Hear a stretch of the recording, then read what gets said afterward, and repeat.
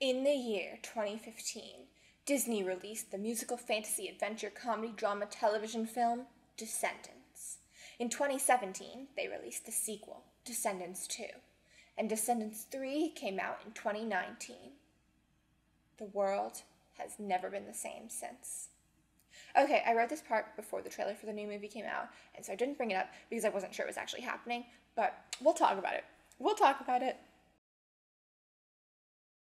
Hi everyone, I'm Phoebe, otherwise known as Savo's friend, and I'm here to tell you all about my deepest and truest passion, Disney's Descendants franchise.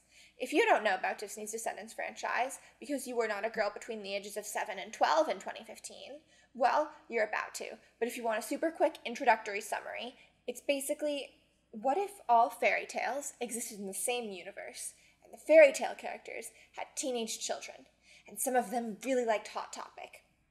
And they get to sing. These movies have enthralled me, enamored me. The colors are so bright, the songs are so catchy, everything that happens is so ridiculous that it's impossible to feel anything other than pure joy while watching them. Well, while watching the first two anyway, but we'll get into that later. There is so much to talk about when it comes to these movies that I can't even begin to articulate all my thoughts. Oh wait, yes I can. I'm putting blue food coloring in my water to make it evil.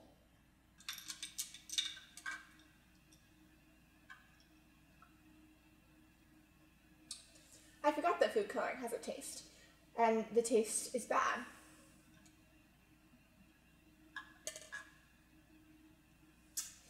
The things I do for art.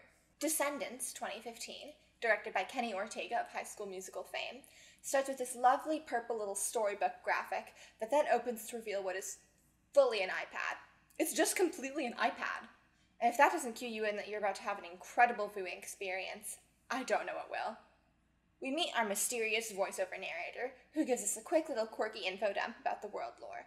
Basically, Beauty and the Beast, from Beauty and the Beast, got married, and then the Beast united all the lands into the kingdom of Oron.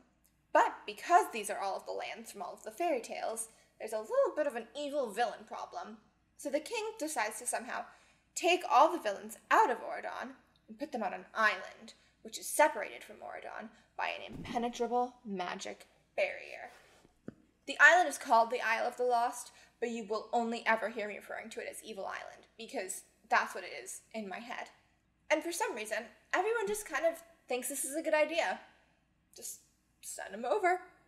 Normal criminals don't really exist in this world.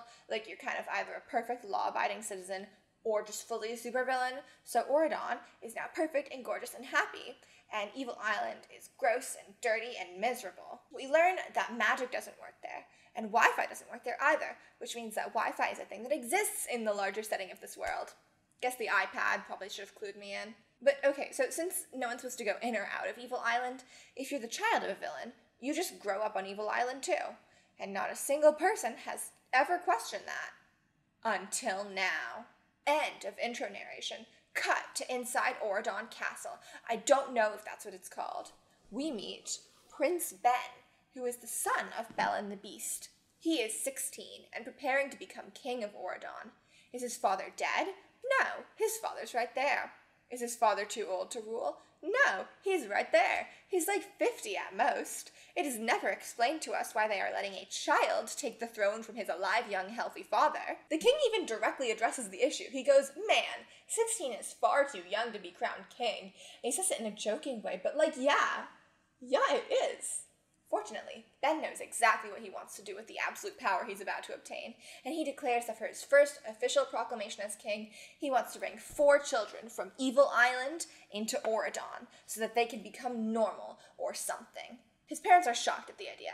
His dad goes, no way, and Ben goes, come on, Dad, and his dad goes, okay, fine. And Ben picks as his new guinea pigs the son of Cruella de Vil, the son of Jafar, the daughter of the evil queen, you know, the one from Snow White, and the daughter of Maleficent. Wonder why I emphasized that last one? No, you probably know exactly why I emphasized that last one. If you don't, give it 3 minutes. And the king goes, no way. And Ben goes, come on, Dad. And the king's like, okay, fine. He kind of shrugs his shoulders and goes, well, I guess the kids are innocent. You guess? You know full well that these children didn't do anything wrong, and you're fine with keeping them locked on Evil Island? I don't say this often, but yeah, maybe we should let a 16-year-old boy control the nation. Anyway, immediately after the Beast declares these children's innocence, what I can only describe as evil pop music starts playing, and we jump right into our first song.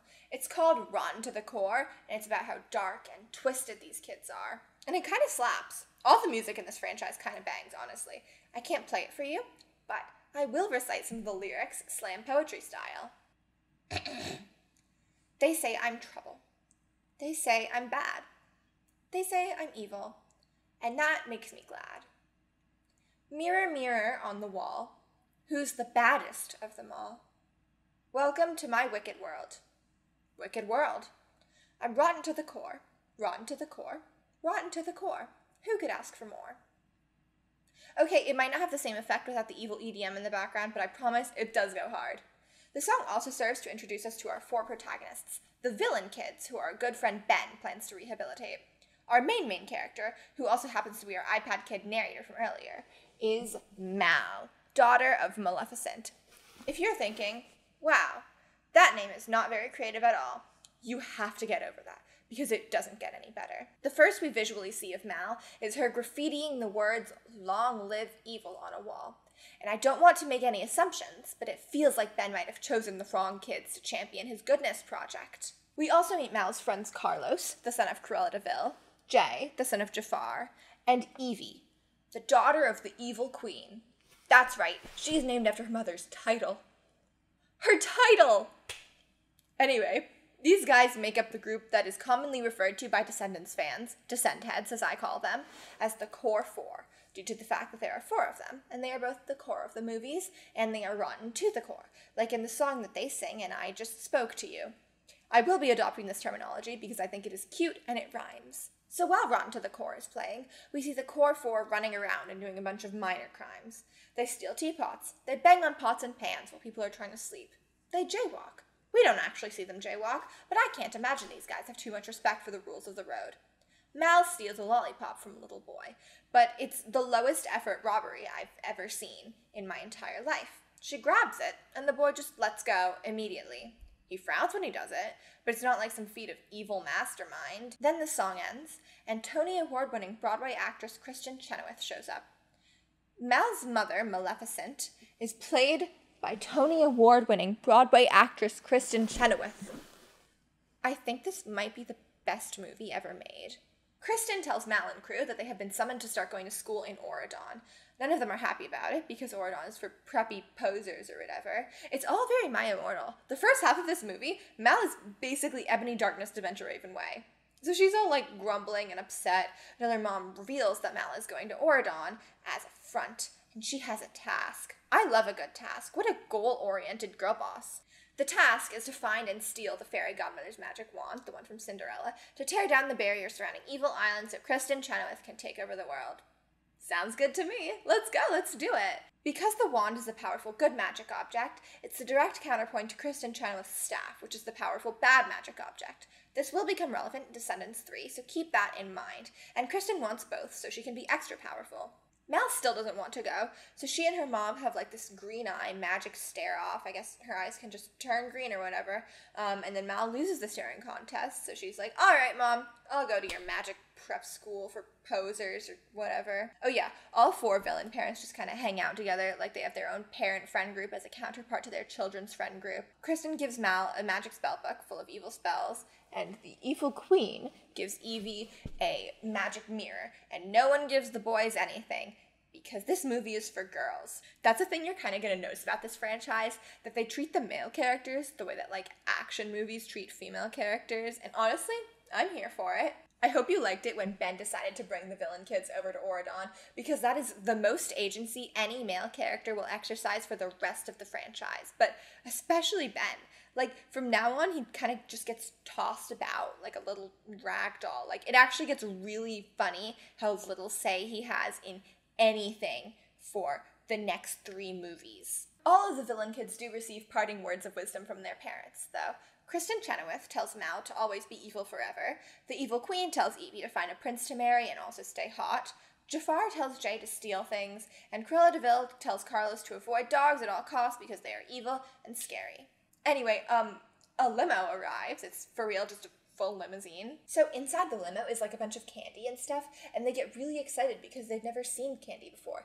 And this is where you kind of start realizing how fucked up these kids' lives are. Like, they're about to drive from Evil Island to Oron, and before the golden magic bridge appears, they literally think it's a trap and that this random Orodonian FBI agent is trying to kill them. And they all sort of huddle together, and it's like, oh my god, why is Disney's Descendants making me kind of sad? They then cross the Golden Magic Bridge and pass a sign that says, "Welcome to Orodon Prep.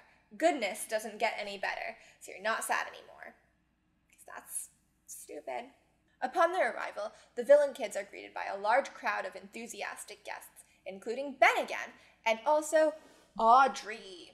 Audrey is the daughter of Sleeping Beauty, and she is also Ben's girlfriend. If you're someone who's seen a movie before, there might be alarm bells going off in your brain right now. Alarm bells are definitely going off in Audrey's brain when she sees Mal and Ben make eye contact. We also meet the fairy godmother, of wand fame, and we learn that subtlety is not one of Mal's strong suits. She immediately starts going, "Hey girl, how's that wand doing? You got any wands around here? Is that a wand in your pocket, or are you just happy to see me?" I understand that Maleficent wasn't, known for her understated deception, but she's gotta at least have taught her daughter not to immediately reveal your plans to everyone, right? Will go down in history. The chocolate? Hey, Ben, did you just shake someone's hand and then lick your hand and then ask what was on the hand that you licked after licking it? Hey, Ben, what the fuck? Personally, if I were Audrey, I would let Mal have him. But I guess she wants her unsanitary boyfriend all to herself because she goes to Mal, "Oh, I totally forgive you for your mom trying to kill my parents." And Mal, trying to match the energy, goes, "Oh, I totally forgive your grandparents for not inviting my mom to their party." Which, okay. Those feel, to me, like two different levels of offense. Like, not inviting someone to your party and trying to actively murder someone are not the same thing. I know this movie really wants us to hate Audrey, but I'm gonna say it. If the daughter of the woman who tried to kill my mother, who had been raised by that woman and had been under her influence her entire life, showed up and started hitting on my boyfriend, I'd be a little wary too. I'd be just a little suspicious. So, you guys have a lot of magic here at Orodon? Like wands and things like that? So, in Rotten to the Core, when they said, "Mirror, mirror on the wall, who's the baddest of them all?" they were referencing the fact that Mal has the subtlety of a brick, so she is very bad at that. We also learned that apparently you're supposed to not use magic on Orodon, which makes no sense and is boring and is never explained. They're just like, "We don't do magic here, we read books," as if the two are mutually exclusive. We also meet Doug. He's down here, because I hate him. When we meet him, he's wearing his band uniform. But even if he wasn't, you would be able to immediately tell without a shadow of a doubt that he's a band kid just by looking at a single frame of his face. Doug is the son of Dopey, one of Snow White's 7 dwarves. However, Doug is a full human being. Who is his mother? Was she absurdly tall? Despite the burning questions I have about his height and lineage, Doug is the worst character in this franchise. Because he is annoying.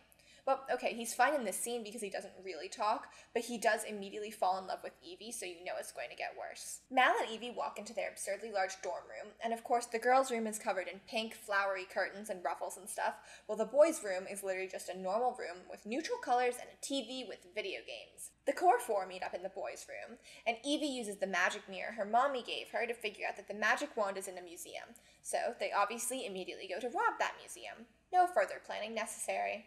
No waiting for the right time, they just hightail it over there. There is one security guard in the museum, literally just one guy sitting in a chair, and I feel like there should either be a normal amount of security guards or no security guards at all, because all the evil people are off on their own island, so they shouldn't even have to worry about crime. Regardless, Mal uses Kristen Chenoweth's spellbook to cast a sleeping spell on him, because, Maleficent. They run off to find the wand, but first they stumble across just one huge room that coincidentally happens to have statues of all their 4 parents specifically. I guess in Descendants lore, they're the Avengers of being evil, I guess? They're known for being villains together. I thought they just hung out because their kids were friends, but I guess they're an established foursome. Maybe foursome is not the right word for that, but the only other word I can think of right now is polycule, which I don't think is the right word either. Quartet. They're an evil villain quartet. I mean, Maleficent and the Evil Queen I can kind of get, because I feel like they have similar shticks, but Jafar and Cruella de Vil, what's in it for them? Why are they here? Oh wait, I forgot. It doesn't matter why they're here, because they're the parents of the guys, and this movie is for girls. Take that, patriarchy. Anyway, Evie, Jay, and Carlos are all like, well, the wand isn't here, and this room is weird because it's full of our fake taxidermied parents, so let's go. But Mal stays behind and hallucinates Kristen Chenoweth, and they do a kick-ass duet in Mal's mind. The song is called Evil Like Me, and it's about how Kristen Chenoweth wants Mal to be evil like her, and when it ends, we see Mal staring at the statue of her mother, and she looks really scared and sad, and again, the thing about Descendants is that if you think about it for like even a fraction of a second longer than they want you to, these kids become absolutely devastatingly tragic. But the movie isn't giving you that many seconds to think about it, because oh my god, they found the wand. Look, there it is. Surrounded by what's obviously some sort of force field. Jay reaches out to grab it, and Mal yells, no, don't, because of the obvious force field, and they get knocked back, and the alarm goes off, and it's enough to break the museum's singular security guard out from his apparently weak as shit sleeping spell. So they run away super fast, and Carlos picks up the phone and uses big technology words to tell whoever's on the other end of the phone, presumably the rest of the museum security, if they exist, that it was a false alarm and nothing's wrong. Go Carlos. Again, I think this is the most plot-relevant thing he does the entire trilogy.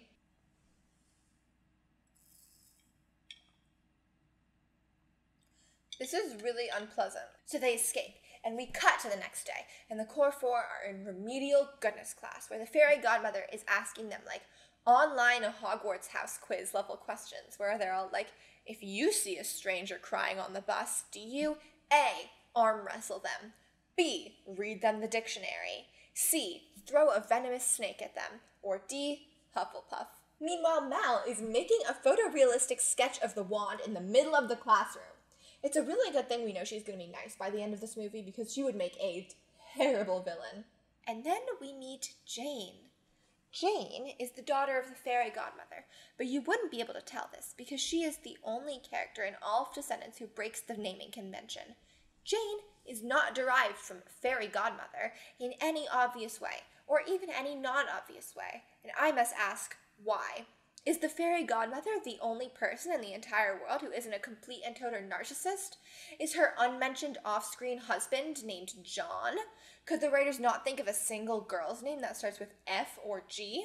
The thing about Jane is that in this movie she's painfully shy, and her mother talks to her like she's 8, so I spent most of the movie assuming she was 12 years old, but apparently she's like 15. She's a student at Oron Prep with everyone else.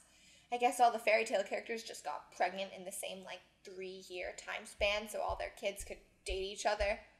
And while we do see some villain kids who are 12 in the later 2 movies, we never see a single child with non-evil fairy tale parents outside of this age bracket. They're all between 15 and 17 years old. All of them. And now that I think about it, they're all only children too. In these movies, I don't think there's a single sibling. We also get introduced to the sport of tourney, which is, they obviously just shortened the word tournament and said, that's a good name for a fantasy sport. From what I've gathered, it's kind of like lacrosse, but sometimes there's a guy who shoots objects at you. I think the objects are tennis balls or tennis ball adjacents, but I truly cannot tell because they're moving at such high speeds. Jay is really good at tourney, and Carlos is really bad at tourney, and Audrey doesn't like that either of them are allowed to play tourney at all. By the way, Mal has literally spray painted the words "Long Live Evil" on her locker. I know we're supposed to hate Audrey because she's bigoted against evil people and also just generally an unkind soul, but at this point, she has reasonable cause for concern. So Mal finds Jane in the bathroom, and Jane's crying because she doesn't have any friends, and she thinks this is because she's not pretty enough. So Mal uses her illegal magic spellbook to fix Jane's awful haircut so she doesn't look 12 anymore. And then Mal's like, sorry, I can only do so much with this little book. If you want to be even prettier, you have to get your mom to use that wand of hers. You know, I'm saying this as your friend. There are also several jokes implying that Jane has a big nose, which she just doesn't. If she did, it would be totally fine. But that's a normal-sized nose. This movie really wants us to think that Jane is ugly for some reason, but she isn't. She is a conventionally attractive girl. Was her haircut bad? Yeah, it was awful. But it's gone now. It's fine. She's fine. We cut to Evie's science class, and Evie immediately develops a crush on Chad, the son of Prince Charming and Cinderella. His name is Chad, which immediately tells you everything you need to know about his character, and she has a crush on him because he's a prince. Now, if you think back to earlier in the movie, you'll remember that Evie's mom specifically told her to find a prince to marry. We can reasonably infer that this is something Evie has been told all her life, and later on this movie, we'll be able to definitively say that that is something she's been told all her life. Which means the idea that she needs a prince to be happy has been ingrained in her subconscious. If you ask the movie, this means that she needs to find a boy who isn't a prince at all, but is instead a nice person to date in order to combat this belief. But if you ask me, Evie is definitely a lesbian suffering from compulsory heterosexuality. This is the best and most interesting path her character could take. It's not the path her character does take, obviously, but it's the path it should. Descendants came out in 2015. I feel like that's reason enough for Disney to have a lesbian, right? I mean, Glee had not only aired it, but ended, and they had a lesbian. 2, if you count Demi Lovato. 3, if you count the obvious lesbian Quinn Fabray, which you should. Sorry, this isn't a Glee video. The Glee video will come later, trust me. Oh yeah, they're in chemistry class because this movie is boring and can't invent fun fantasy classes. Let's call it alchemy or something. The teacher calls on Evie and asks her to calculate the atomic weight of silver. Again, I don't think this movie understands the concept of escapism. Also, is the atomic weight of silver a number that you, calculate? I thought it was just, on the periodic table. You look at the little square, and then it's in, the bottom, and that's just kind of your number. But apparently it isn't, because Evie asks her magic mirror how to solve it, and then writes out an entire equation, and copies the solution from her evil magic mirror. And everyone's really impressed that evil people can be smart, too. Specifically, Chad is very impressed by her chemistry skills, and he asks her to meet him under the bleachers after school. So, go Evie, get some. The water tastes so bad, but I told myself I wasn't leaving this room until I finished the first half of the movie, so we're stuck together, that gross water in me. Ben is teaching Carlos how to be athletic, I guess, and then a dog runs by, and Carlos is scared of dogs because his mother told him that dogs are evil and scary or something, so he runs away and tries to climb up a tree to get away from the dog. Obviously, it's not a predator, which is good because Carlos gets 6 inches off the ground. They weren't kidding when they said he wasn't athletic. Regardless, Ben tells him that the dog's name is Dude, and he is nice and friendly. I personally would not name a dog Dude, if I had the choice, but to each his own. Carlos bonds with the dog, and all is well. Hooray! It's actually really cute. I love this scene, but I think it's just because I kind of love dogs, as a concept. It's hard to ruin dogs. They do it. They manage to do it, but not in this movie. Chad and Evie meet up under the bleachers. Remember, Evie's only into him because she thinks that's what she's supposed to want, because she's a lesbian. Chad manipulates her super obviously into agreeing to do his homework for him. He literally goes, I can't hang out with you because I have too much homework. Ugh. And he grabs the bleachers like he's in pain. She falls for it, because obviously, and then Chad walks away, and then Doug drops in from the top of the bleachers like a harbinger of death. Jump scare, incel band kid jump scare. Listen, I'm a person who has a lot of hatred inside me, and I need an outlet for that hatred, and that outlet is Doug from Disney's Descendants. He does not need to be here. He adds nothing to these movies. Any Doug stans out there are going to have to suck it up, or better yet, find a more interesting character to like. He, awkwardly tries to ask Evie out, and she sort of brushes him off, and then he advertently reveals that at Ben's coronation, the fairy godmother will, bless him with her wand, or whatever. We cut to Mal and Evie's room, and Jane is there too with her new hair, and 2 incredibly important things happen immediately. Number 1, Evie, who's sewing a dress, holds the dress up to Mal and asks if Mal likes it. Mal says that it's cute, and it brings out Evie's eyes. Number 2, Jane complains about how she'll never get a boyfriend, and Mal says, boyfriends are overrated. In conclusion, and then we meet Lonnie, daughter of Mulan, and she asks Mal to use magic to do her hair too. Mal does, and wow, look at that. Her hair is different now. Then Jane and Lonnie decide that they're going to be badass or whatever, so they both rip their skirts, and can I just say, how cheap is the fabric in Oron? Are they wearing tissue paper? Jay meets with the coach of the tourney team, and the coach is like, you got talent, kid. You should play sport. The only notable part of this scene is that the coach refers to the rest of the team as a bunch of princes, which feels like a homophobic slur if I've ever seen one. So Evie tells the group what she learned from Doug about the wand and the coronation. In typical unsubtle Mal fashion, Mal talks to Ben and goes, hey, Ben, can we all sit at the front of the coronation? Up there with you and the fairy godmother and the wand? And Ben says, sorry, only myself, my parents, and my girlfriend get to sit up front. Of course, at the mention of girlfriend, a little cartoon light bulb goes off above Mal's head, and she comes up with a plan. So they're baking love potion cookies to make Ben fall in love with Mal, and, it's unkind, but they did sing a song earlier about how they're rotten to the core, so not necessarily unexpected behavior.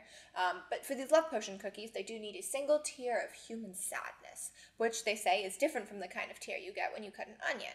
I don't know if that's actually true, scientifically, but it feels true enough emotionally. Lonnie comes in and she tastes the dough. It doesn't work on her because they haven't added the tear yet, but she does go, "This needs some chocolate chips." They all reply, "What the hell are chocolate chips?" And Lonnie goes, "What? Did your mom never bake you chocolate chip cookies as a kid?" First off, Lonnie, Jay doesn't have a mom. And second off, if I were her, my assumption would not be that they didn't know what chocolate chips were because their parents had cruelly withheld freshly baked cookies from them, but because they don't have chocolate on the island. They had never even seen chocolate before until they got in that limousine. I'm sure even if they did, Maleficent wouldn't really be the baking type, but there's an even simpler explanation than that. And then Lonnie says the worst thing she could possibly say in the moment, which is, come on, even villains love their kids, right? And the VKs just kind of stare at her. Oh yeah, VK stands for villain kids. I don't know if I've explained that yet. It's an acronym. But, this is what I mean by, Descendants is so sad. If you, sit with the implications of everything, these teenagers have never received any love, any affection from anyone except each other, pretty much. They didn't know what chocolate chips were until they were 16. But Lonnie gets so sad upon seeing this that she fully just starts crying, which is probably not the immediate response that most people would have. It's valid, she starts immediately crying. Guess she's just an empath. Mal reaches out, of course, and physically steals her tear to put it into cookie dough batter, so at least they have their magic cookies now. Putting evil frozen blueberries into my evil Diet Coke, because I'm evil like that. And I had to pour out the rest of that disgusting blue water. This is not sponsored, by the way. I really like Diet Coke. I think it's my main personality trait after really liking Disney's Descendants. See, I don't even want to finish this video now. I just want to keep drinking my Diet Coke, not sponsored. I knew that I had to start with the water because this is my treat for making it halfway through the first movie. They kind of look you can't see it, but they kind of look like boba. So Ben and Audrey are talking at his locker, and I'm just now realizing that their lockers are outside. That is so sick and twisted. Audrey doesn't like the fact that Mal is using magic to do everyone's hair, because then everyone's hair is going to look better than hers. And I just want to say, in this scene, Audrey's hair is up in what I think might be the worst ponytail in the world, possibly. What is up with that bump, girl? You did not have to do that. You don't want everyone else's hair to look better than yours? Simple fix. Ben's like, "Oh, don't worry about it. It's fine. It's just some fun and harmless little magic." But you know what isn't fun and harmless? The love potion cookie Mal's about to give Ben. And he eats it, and he immediately falls in love with her. Because that's how a love potion works. They ask him how he feels afterwards, and he says he feels like singing Mal's name, which is bad, because the actor who plays Ben can't really sing. So that's our first clue, that this love potion thing is not a good idea. Just every note he sings, you can really hear the auto-tune. Orodon's colors are blue and yellow, which do not look good together at all. Almost any time someone is wearing Orodon's colors, they do not look very good at them at all. We cut to the tourney game. No one has any idea how the sport is played, but it doesn't matter because we are having the time of our lives.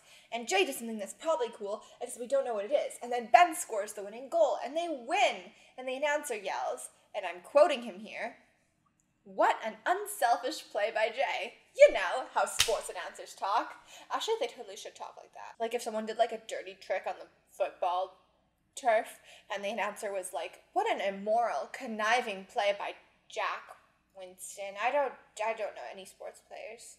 I'm sorry. Obviously, I don't know any sports players. I'm sitting here talking about Disney's Descendants for multiple hours. Then after he wins the game, Ben grabs the announcer's microphone and goes, "Give me an M." And the cheerleaders, one of whom is his girlfriend, Audrey, go, "M." He makes them give him an A. He makes them give him an L. What does that spell? Mal. He then tells Mal he loves her, and Audrey runs away upset. That's gotta be the worst way to be dumped, ever. And for some reason, everyone cheers. Like, I get that they're not bigoted against evil people anymore because Mal gave them magic hair, but are we all just suddenly down for infidelity? Ben and Audrey's relationship was public, and all of a sudden he's confessing his love to some random bitch he's known for like a week? This is the man you want ruling your kingdom? Sorry. This is the boy you want ruling your kingdom? Regardless, Ben starts singing at her, and because he can't sing, like I previously said, there's a ton of auto-tune. But I will say, the song, which is called Did I Mention, is probably the best song in the movie. Like, the first time I heard it, it was on a TikTok clip with someone else lip-syncing to it, and I didn't know it was from Disney's Descendants. I thought it was just a full, like, normal pop song, like on the radio and stuff. It slaps. And Mal's into it, which is great for her, but personally, if it were me personally, I would run back to Evil Island immediately personally. Although, I guess it is kind of what she wanted with, like, her evil plan, so maybe she's just glad that her drugging this boy worked after all. Ben throws his sports shirt at her. There's a word for it. The word is jersey. He throws his jersey at her, and it says Bet on it, which I'm pretty sure that in real life sports jerseys have the last names of the sports players on it, but Disney doesn't really give them last names, so it just says Bet on it, which is fine. So he throws his jersey at her, and then the rest of the team throws him into the crowd, which carries him to her. And it's really good that they were all prepared for that to happen, because let me tell you, if I were watching a sports game and someone threw the star player at me, I would not be prepared to catch him. I would go, ah, and throw my hands up to protect myself, and then he would break all of his bones. Also, if you look at the reaction shot right after Ben gets thrown into the crowd, you see Evie grabbing Mal's hand. I'm just gonna, give me 1 second, I'll be right back.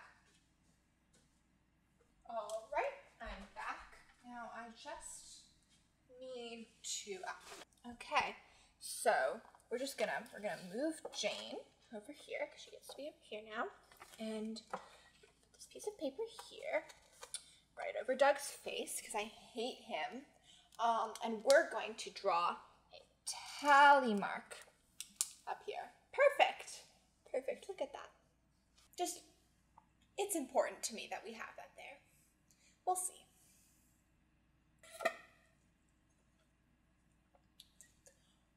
I almost just choked on a frozen blueberry.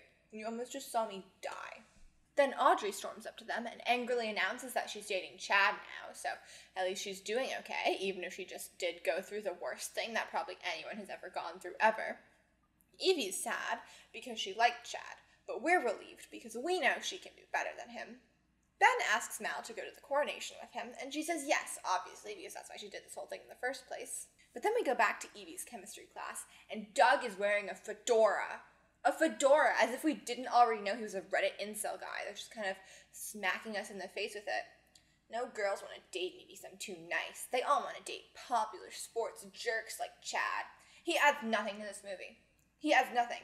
We already have a guy who is nice and kind. We have Ben. We don't need a guy who is nice and kind but also a loser about it. We especially don't need one who wears fedoras. Regardless, it turns out that Chad ratted on Evie about how she was using her magic mirror to cheat on that one question that one time, and the teacher somehow rooted through her bag and stole the magic mirror.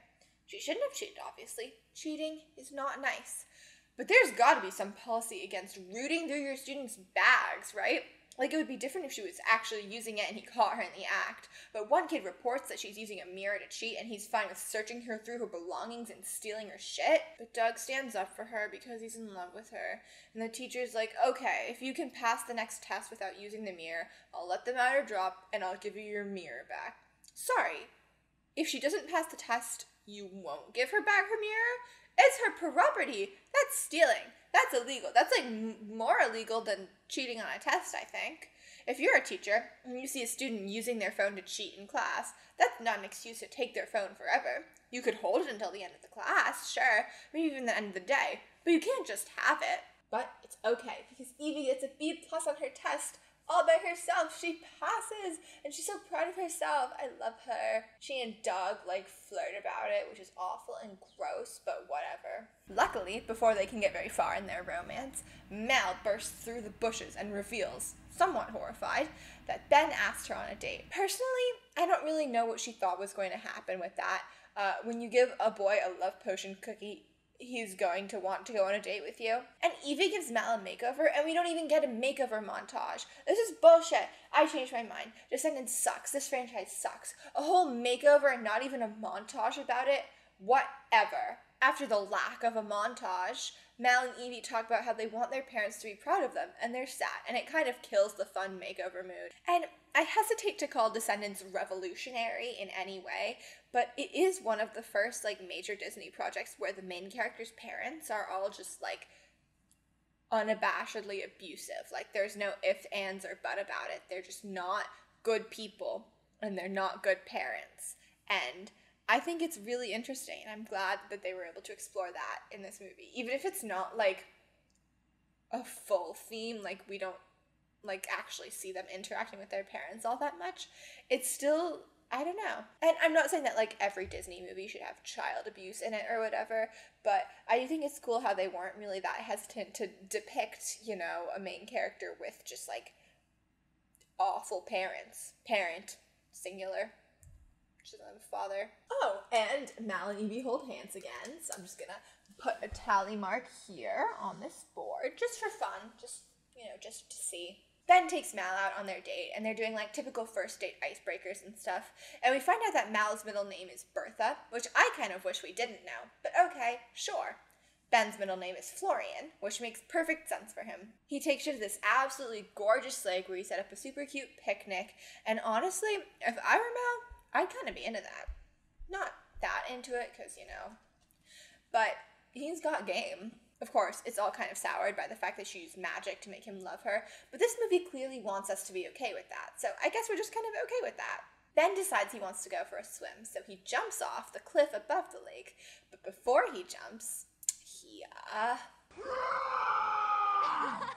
I get that it's because his dad is the beast or whatever, but I do still physically recoil every time I see this clip. If I were Mal, and he did that, I would go back to the evil island. I know I've said that several times, that I would go back to the evil island, but I would definitely do it for this. I'd go, sorry, Mom, the wand is not worth it. We are safer here. I pinky promise it is better here without chocolate or Wi-Fi or whatever. But Mal isn't me, and so instead she sings a ballad about how she doesn't understand her feelings. And this thing that Descendants does, and like most Disney movies do, whenever there's a ballad song, is they just play a montage of all the scenes they feel are relevant to the song, and sometimes scenes that aren't relevant to the song. The reason they do this, presumably, is because there aren't really choreography in the songs, and I guess they don't think that Dove Cameron's standing and belting her heart out is enough for us, a point on which I would beg to differ. But the thing is that all of the scenes they show are from the movie we've just been watching. It's okay, babe. We remember. Even the kids can remember things from half an hour ago. The most outrageous shot in the montage is that scene of Ben and Mal walking across the bridge while talking about their middle names, which we literally saw like 5 minutes ago. If Disney were bold enough, they would take this even further and have the montage show us clips of her singing the song from 20 seconds ago. And then it would show us clips of her finishing singing the song, and then it would show us the rest of the movie, still in montage form. Regardless, the song, If Only, is decent. The lyrics are good for a Disney movie, and the tune is catchy, and Dove Cameron is firing on all cylinders with this one. She is doing great. And then the song ends, and Ben is gone, and Mal freaks out, and she goes, Ben? Ben? And then she jumps in the lake after him, totally getting her socks wet, which is definitely going to make her super uncomfortable later, and she's going to have to walk around with wet socks, and she's going to have to feel the soggy wool, and she's going to be miserable the rest of the day. But then it's revealed that she actually can't swim, and Ben pops up out of nowhere and saves her. I don't know where he was for the past 20 minutes, and I don't actually care.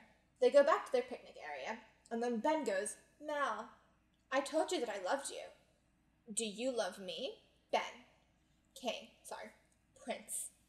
That is definitely not a first date conversation. Like, I get that you can't help saying you love her because you're under the influence of a love potion, but do not demand reciprocity this early in the game. That's only going to drive her away.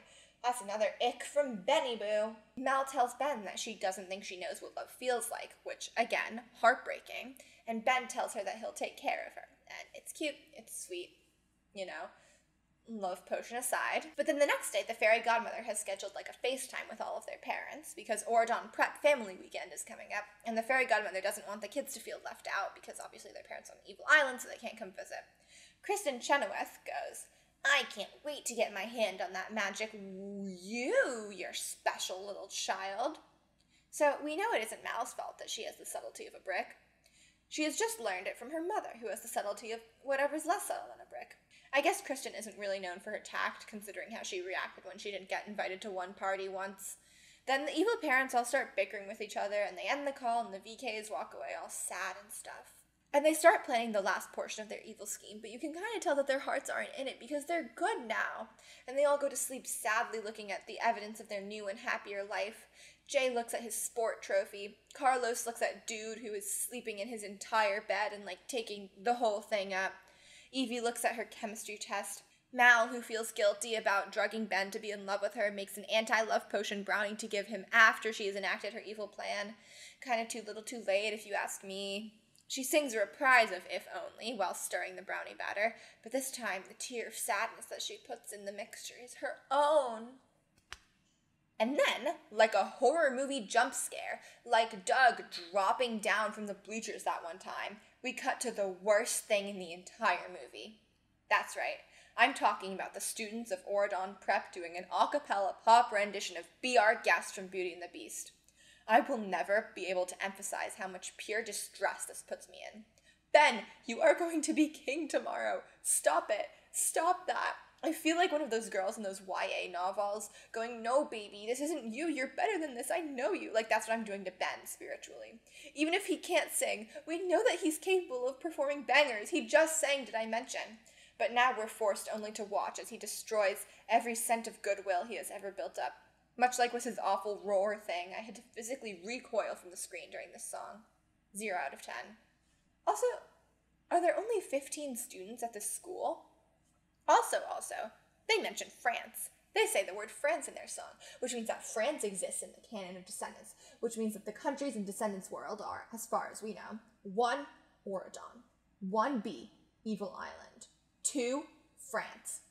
Technically, since Mulan exists, we could say that China does too, but I am sticking with what is explicitly stated in Descendants canon, which is Oradon and France. Oh yeah, also it's family day, that's why they're doing the number. All the parents and stuff are there, and surely not about to give another cent towards Oradon prep tuition after seeing that. Ben finds his parents, and he's like, hey mom, hey dad, I have a new girlfriend.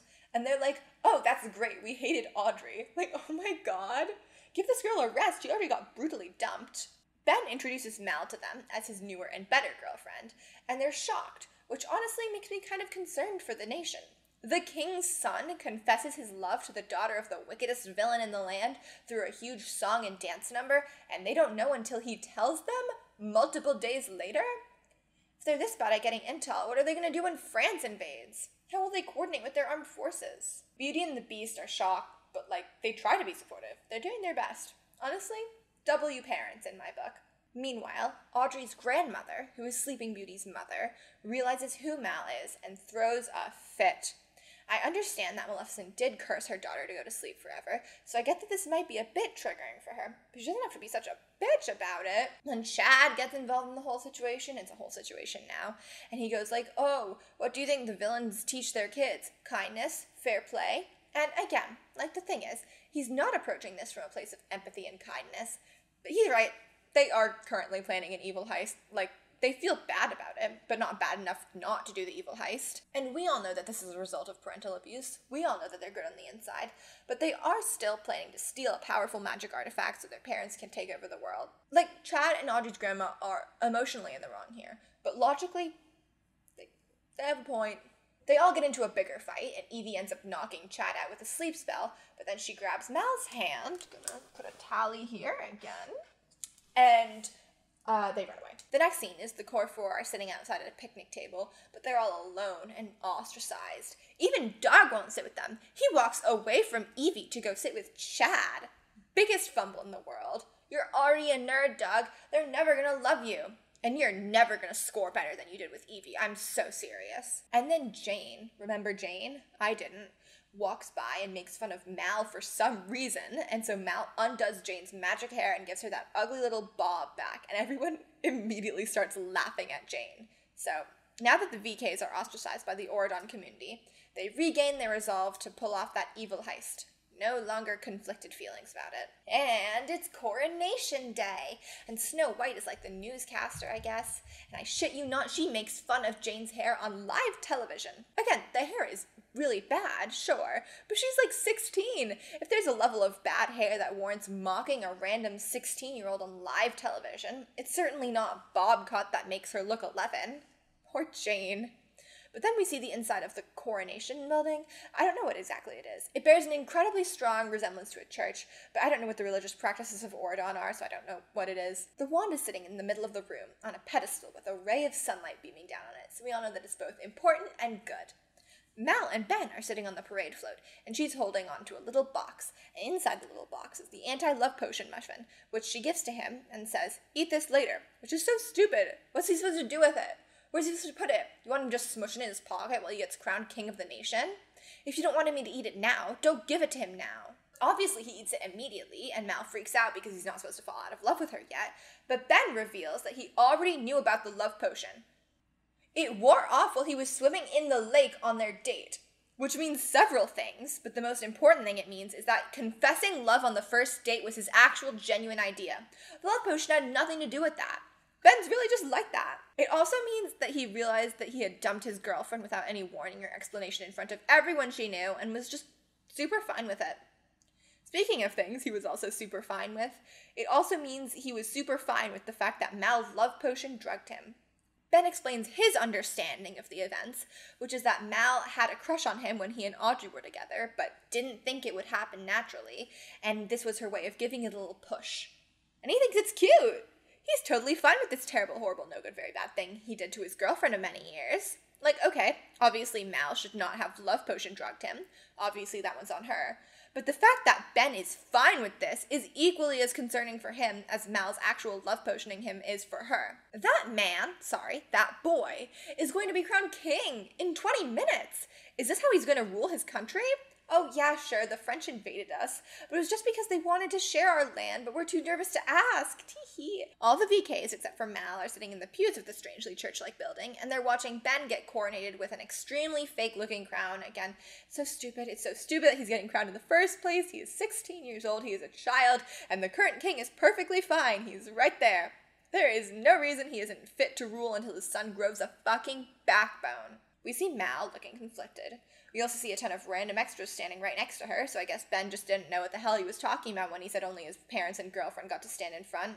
We see Kristen Chenoweth and the villain parents watching from home. We see the fairy godmother grab the wand to bless Ben, whatever she's doing with the wand. Then we see a hand grabbing the wand from the fairy godmother. Gasp! A bolt of lightning shoots out from the wand and breaks the barrier to Evil Island. We know this is happening because we can see the barrier physically break, and then we see the villain parents all shaking around in the earthquake, and then the evil queen says, "The barrier is broken," just in case anyone still hadn't figured that out. And Kristen Chenoweth calls her scepter and flies away towards Oron. And then, in a shocking turn of events, we learn that it was actually Jane who grabbed the wand. She's upset that her mother won't use the wand to give her plastic surgery? To give her a nose job? I'm still so confused as to why this movie wants us to think that Jane is ugly. She literally isn't. She's a normal, good-looking girl with an unfortunate haircut. But it will grow out. Hair grows. You don't need a fucking magic wand, girl. You just need to wait a few months. Many people have had bad haircuts. Most of them don't go ballistic and steal what's supposedly like the magic equivalent of a tactical nuke. Jane obviously doesn't know how to use the wand, so Mal swoops in real quick and grabs it from her, and all the VKs rush from the pews of the strangely church-like building and towards her. Audrey yells, "See? I told you so," which isn't really what's happening in the moment, but she did tell them so. She was right. It's like that one Onion headline that reads, "Heartbreaking, the worst person you know just made a great point." Now it's Ben's turn to have his rom-com girl moment where he goes, "Mal, put the wand down. Mal, you're better than this. Mal, this isn't you. I know you," etc., etc. Ben explains that the VK's parents made their choice, but Mal and her friends still get to make theirs. And they choose to be good. They choose to be good people. Mal chooses to break from the cycle of abuse and not be like her mother. They don't want to be hurt people. They just want to be normal kids who attend normal magic school. It actually makes me, like, emotional. Not that emotional, because it's Disney's Descendants, but still, I really love this movie. Again, you're probably not, like, crying unless you're 12. Maybe you are. Maybe you're crying. I don't want to invalidate your feelings. Sorry. They do a 4-person fist bump, and Ben joins for some reason, even though he did not go through any character development this movie, unless you count going from has a crush on Mal to magically in love with Mal to normally in love with Mal as a character arc. But then, here comes evil Kristen Chenoweth with her evil scepter, cackling evilly. She immediately uses said evil scepter to make everyone freeze in place, except they must have already used up their special effects budget because you can clearly see everyone wobbling back and forth while trying to stand still. Like, not even in the background. There are just full-on close-up shots of Ben and his dad where they're fully swaying. It's genuinely hilarious. The only people unfrozen are Kristen and the VKs, and so Mal uses the chance to stand up to her mom and stand up to her mom's abuse and tell her she wants to be good, goddammit. Love is good and slay and cool, and all her friends just kind of nod supportively. And then we learn exactly where the special effects budget went, because Kristen turns into a dragon, and you know what? I am loving it. Dragon fights are exactly the kind of thing I signed up for with this ridiculous movie. I love it. Jay, for whatever reason, tries to fight the dragon, but that doesn't work because it's a dragon. Evie uses her mirror to reflect light into the dragon's face, which does work and temporarily blinds it. That's neat. Go Evie. And then Mal and her mom have another staring contest. They do that green eye staring contest thing that they did earlier, except it's cooler because one of them's a dragon. But you're also thinking about how this is kind of a waste of a dragon. Like, why have a climactic dragon battle if you're not going to have a dragon battle? It's just going to be a staring contest.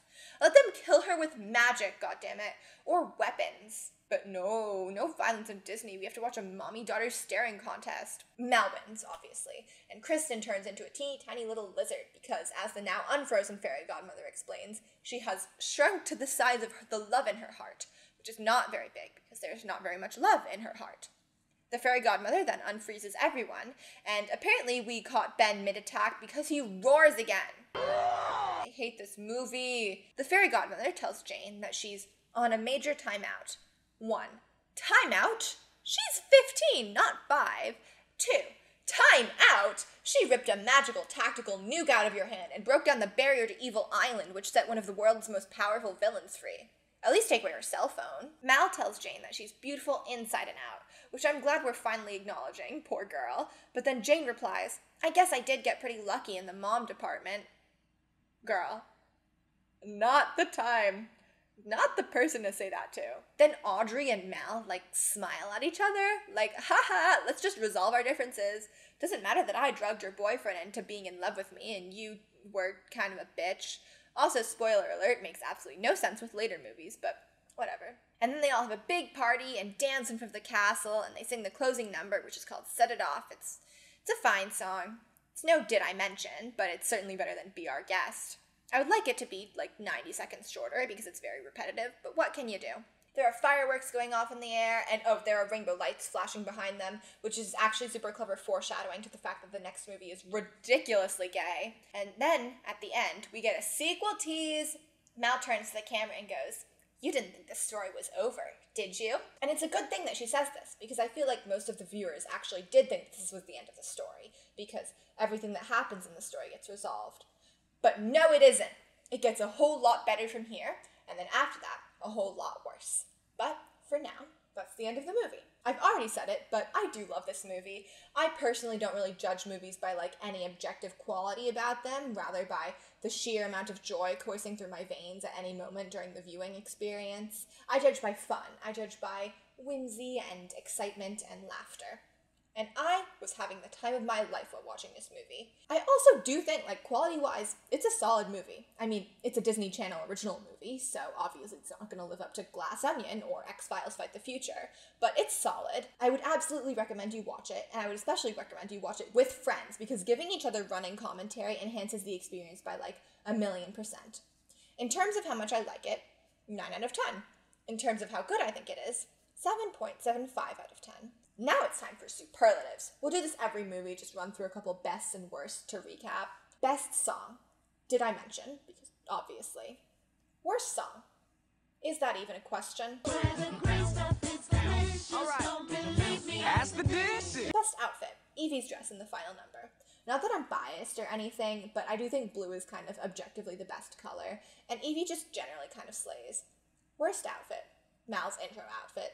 She is serving Hot Topic realness, but I'm not sure how I feel about that triangle and that random patch of green. Well, I do know how I feel about them, and how I feel is bad. Best part, when Mal literally spray paints Long Live Evil on her locker, and Ben's still like, Audrey, I think you're wrong about her. Worst part, when Ben roars before jumping into the lake. Bad. They call it Monster Energy drink because it's evil.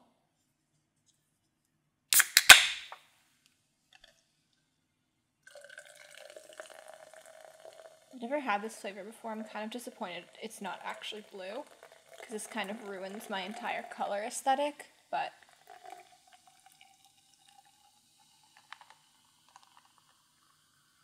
smells good. Oh, wow. Oh, that looks exactly like pee. Okay. Not sponsored. Tastes better than pee, though. You guys thought this video was about Disney's Descendants, but it's actually just me reviewing a bunch of different drinks. So far, I think my ranking would go Diet Coke with frozen blueberries in it, Monster Energy drink, water with blue food coloring. I forgot to turn my ring light on, but I already filmed the part of me opening and drinking the Monster can, and I can't redo that unless I go get another Monster can. So just pretend that the lighting was good the whole time, okay? Thank you. Okay, are you all ready to hear about the best movie ever made? That's right. It's time for Descendants 2. 2D, Descendants. So we open with our core four, our Descendants, singing a song about how great it is to be evil. If you're confused about the fact that they literally just decided to be good, never fear. All will be explained. The song they're singing, Ways to be Wicked, goes hard, as is expected of our good friends, the Descendants. I can't play the song for you, because of the law, but what I can do is read some of the lyrics slam poetry style, like I did with the last opening number. Ready? We got all the ways to be. W-I-C-K-E-D. Okay, that's what it sounds like. In this song sequence, they methodically corrupt all of Oron by making them eat evil apples, like the snake in the Bible.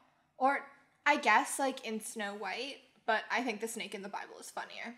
And so they're all running around and doing mayhem and stuff, and then the song ends, and it's revealed that this was all just a hallucination in Mal's head, and Mal is famous now, and everyone's overwhelming her with questions about her life and her relationships, and she's really stressed out, and she's blonde now. Then Ben and the fairy godmother show up and basically send the paparazzi away, and then Evie shows up and grabs Mal's hand, so that's going to be another tally mark on this little counter, just for fun. We cut to Evie in Mal's room, and Evie is fitting Mal for her dress for this event called Cotillion, which we know is some kind of party. We know it's a big party, and we know that for whatever reason, Mal has to wear the ugliest dress ever conceived of for it. I'm not kidding. That thing is really bad. I know that she has to wear those colors because it's like the Oron flag, but the designers for this movie could have picked any colors to be the Oron flag. They should have picked better ones. Now, if you remember, Kristen Chenoweth is currently a lizard, and for some reason, Mal is allowed to keep her mother lizard as a pet, and for some reason she wants to. Personally, if my mom were an evil supervillain who turned into a lizard, I would not want her as my pet. I would want her under lock and key as far away from me as humanly possible. Several locks and keys. Maybe deep in the ocean. But, I guess, not Mal.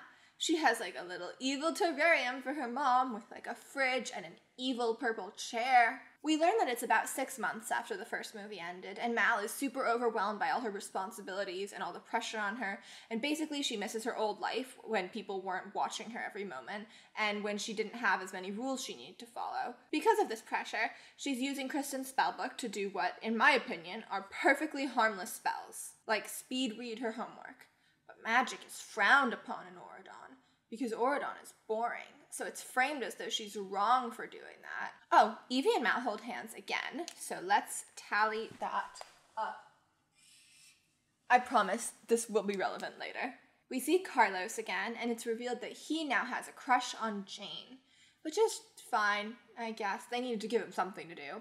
Jane also has a personality other than shy now. Well, I don't really know if it's a personality so much as a deep passion for micromanaging, but that's all I have too, so I can't really judge her.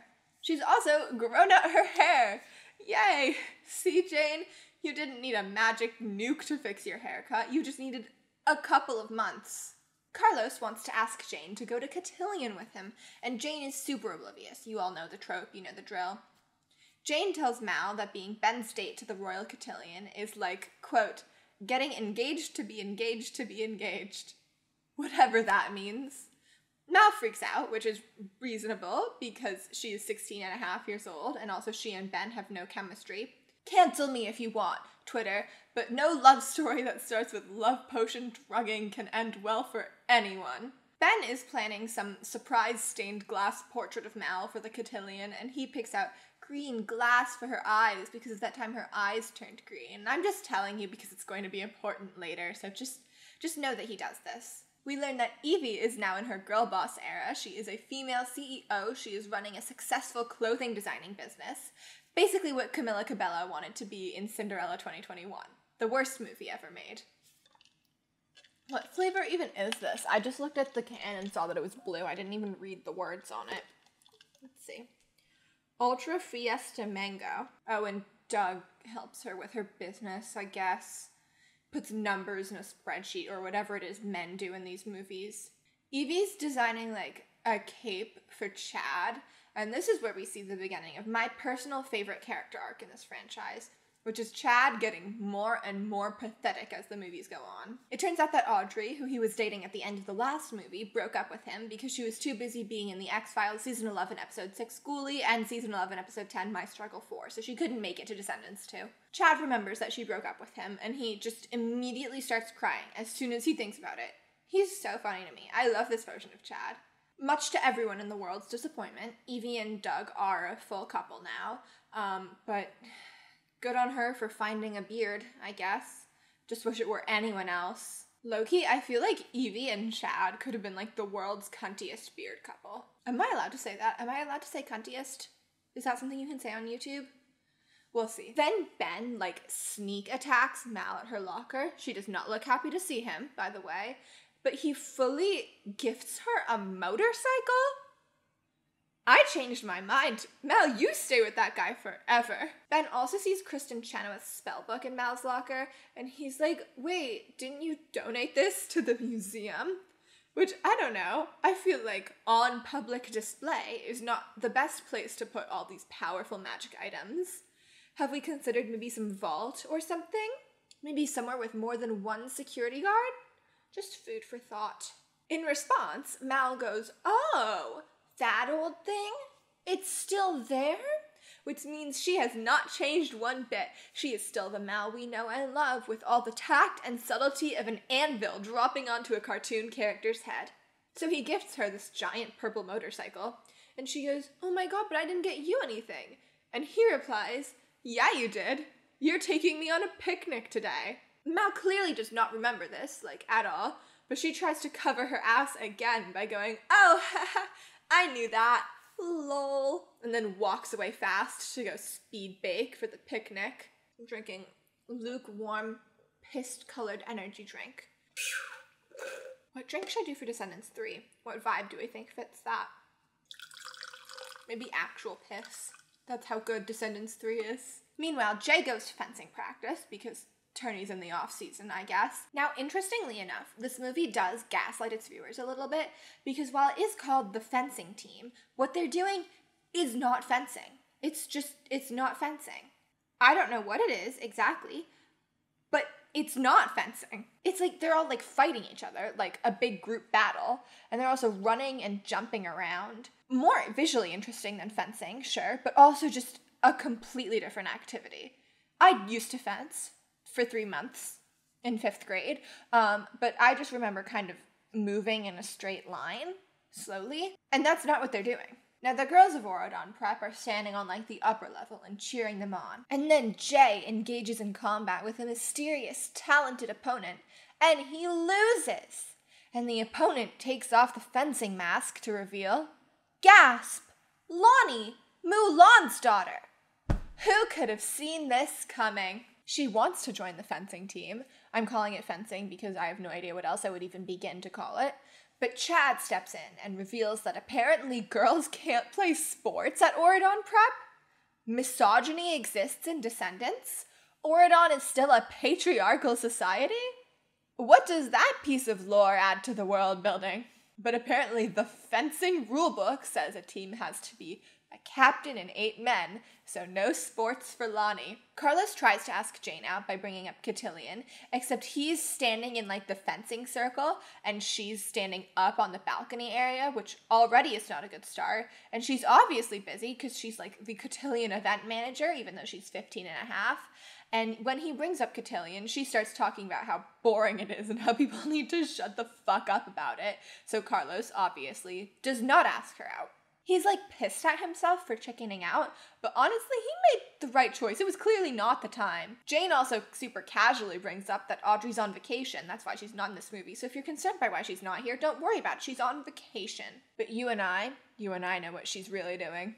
She's in the X-Files Season 11, Episode 6, Ghoulie, and Season 11, Episode 10, My Struggle 4. The second worst My Struggle episode of the X-Files revival. And then we cut to Carlos in his room, Googling how to get out of the friend zone. Let me tell you all, let me give you all some dating advice. If you're so deep in the friend zone, you have to Google how to get out of it, give up. Just give up. Or at least take some time to reevaluate your life choices. Before he can read whatever supremely unhelpful advice WikiHow has to give, Mal bursts into the room. And she is clearly having a panic attack. She's like hyperventilating and crying and shit, and her eyes keep flickering from green to normal to signify that she isn't in control of herself. It's pretty well done in terms of representing what a bad place Mal is in mentally, even if the fact that she went blonde was more than enough evidence for us. No one does that unless they're really struggling. Carlos sees that Mal is having a panic attack and completely ignores that because he wants her to give him magic truth gummies so he can confess his love to Jane. Which, number one, that's probably the worst idea I've ever heard in my entire life. And number two, maybe take your mind off the girl you like for 2 seconds to help your friend who's literally hyperventilating in front of you. But before Mal can give Carlos his stupid truth gummies, Chad breaks in order to, I shit you not, use Carlos's 3D printer.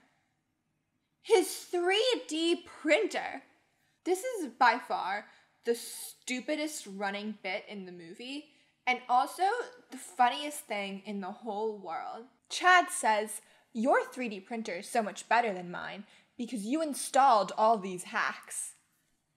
How, pray tell, do you hack a 3D printer? What would that do? So they kick Chad out, obviously, and then Mal gives Carlos his stupid truth gummies, but she warns him that the gummy will make him always tell the truth in every circumstance, which, let me tell you, is not a thing you want when talking to your crush. In fact, not a thing that you want in, hot take, any circumstance ever.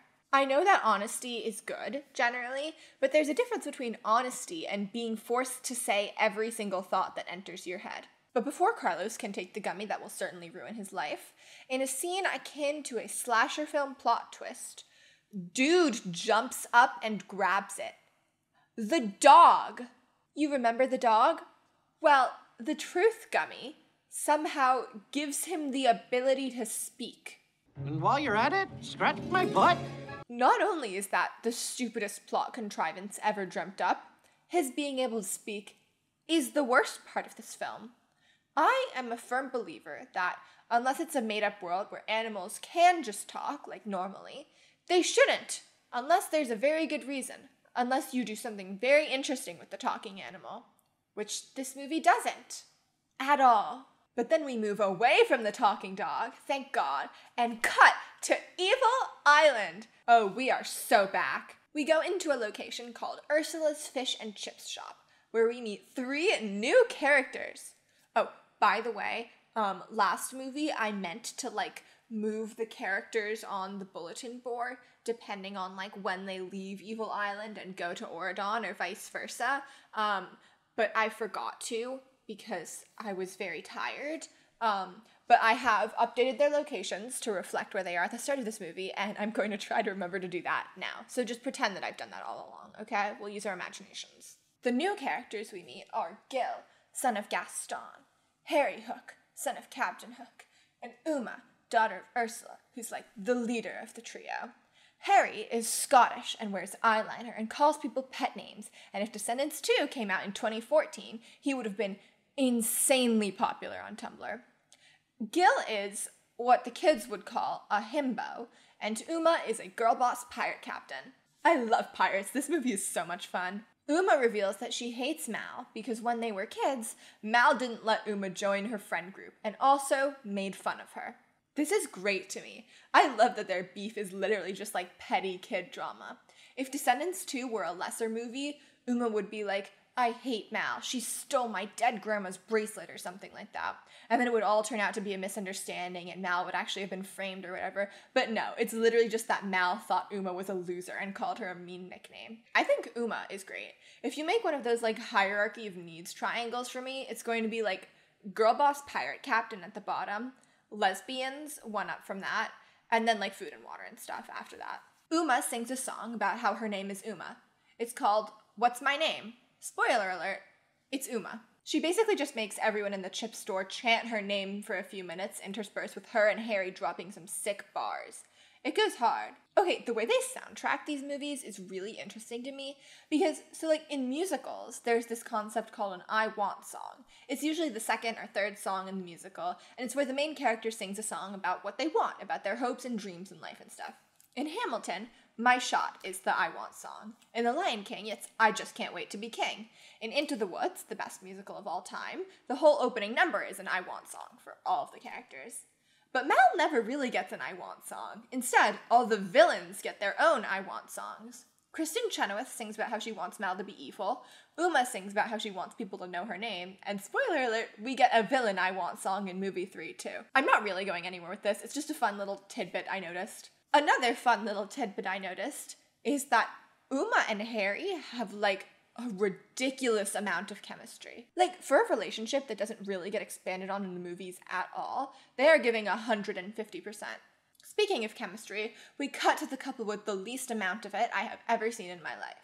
That's right, folks. Mal and Ben are on their picnic. The picnic, which Ben has specified is supposed to be a picnic with all his favorite foods, just happens to contain only the foods that were mentioned in Be Our Guest from Beauty and the Beast. Real creative, Ben. Try getting your own favorite foods for once. This is foreshadowing.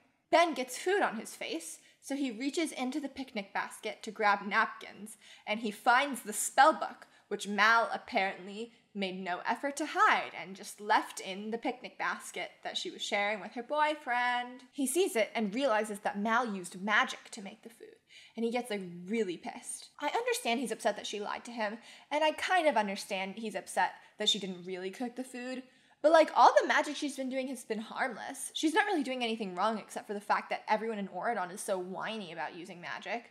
Does it really matter that she cast a spell to make the food instead of spending hours in a kitchen? She still gave it to him. He still gets to eat it. But no, he has to be an asshole about it. He literally says, I was giving you props for fitting in so well. No wonder she didn't tell him she was feeling overwhelmed. He speaks to her like a 9-year-old. Jesus Christ. She's got a lot going on right now. Maybe she doesn't have time to make you a fucking 3-course picnic, Ben. Now, in his defense, Mal does try to use magic to wipe his memory of the picnic, which is less harmless than her food spells. And also, maybe she does need to talk to someone about how her first instinct is always to use magic to take away Ben's agency. So they're arguing now, and Mal is upset because she doesn't feel like the perfect princess Ben wants her to be. And she goes, I'm just a big fake! She points to the food and goes, this is fake! And then she points to her blonde hair and goes, this is fake! Yeah, Mal. We know. Your hair was purple last movie. We didn't ever actually think the blonde was natural. Don't worry. She undoes the picnic spell and reveals that the only thing she actually made was a peanut butter and jelly sandwich. And honestly, if she can use magic to make a whole feast from a PB&J, I think that's a good thing. She could end world hunger like that. Although I guess there isn't really that much world hunger in Oron, probably. But I think making more food from less food is kind of unequivocally a positive thing. But no, we don't use magic here for some stupid reason that's never explained. So Mal turns it back into a PB&J, and then she runs away in distress, and we get the best Ben moment of the movie, which is when he calls after her, "But PB&J is my favorite." And it is kind of sweet that she unintentionally did make his favorite food, and also so real, because PB&J is also my favorite food. I have this recipe for PB&J overnight oats, and I basically use them in place of antidepressants. Like, that's what they do for me. But this conversation also represents an underlying problem with their relationship, which is that they don't fucking communicate anything, ever. Because earlier Ben was like, "Can't wait for you to take me on a picnic with all my favorite foods." You know, how people talk in real life. But then he never told her what his favorite foods actually were. How's she supposed to know what to cook then? And she didn't ask, she just assumed his favorite foods were also the foods his dad's butler made for his mom one time. And not only did she not tell him that she's been feeling stressed and overwhelmed, he somehow hasn't noticed that she's been obviously really stressed and overwhelmed. At this point, they're just clearly not compatible on some fundamental level, which isn't surprising considering their relationship started with her drugging him. Then Mal runs sobbing into her room and starts violently stabbing holes into her pencil case, and I'm like, oh my god, that's so relatable. But then she picks up her mother lizard out of the cage and puts her in the pencil case, so less relatable. Most people's thought process would go, 1, your mother is a terrible mother, why would you take her with her? Then 2, oh, obviously this is a contrived way to bring Maleficent back as a villain and make her stop being a lizard. But I knew better. I knew there was no way they were getting Kristen Chenoweth back for another one of these movies, so I was like, what are they doing with this lizard? And the answer is nothing. They are doing nothing with the lizard. I'm pretty sure we literally never see her again. Then Mal uses magic to ride her new purple motorcycle across the water and across the barrier and into Evil Island. She is back, baby, with the purple leather jacket and everything. Ben is filing king paperwork or whatever in his office, and Evie comes in, wearing a great outfit, by the way. Look at how cute that jacket is. She tells Ben that Mal ran back to Evil Island because apparently Mal left a note for Evie and not her boyfriend because, well, Ben immediately makes it about himself and goes, "This is all my fault," which, yeah, kind of is, so I actually shouldn't really be complaining about that. It's also the fault of that stupid no magic rule. It's not even a rule, it's not even a law, it's just a thing people mostly disapprove of.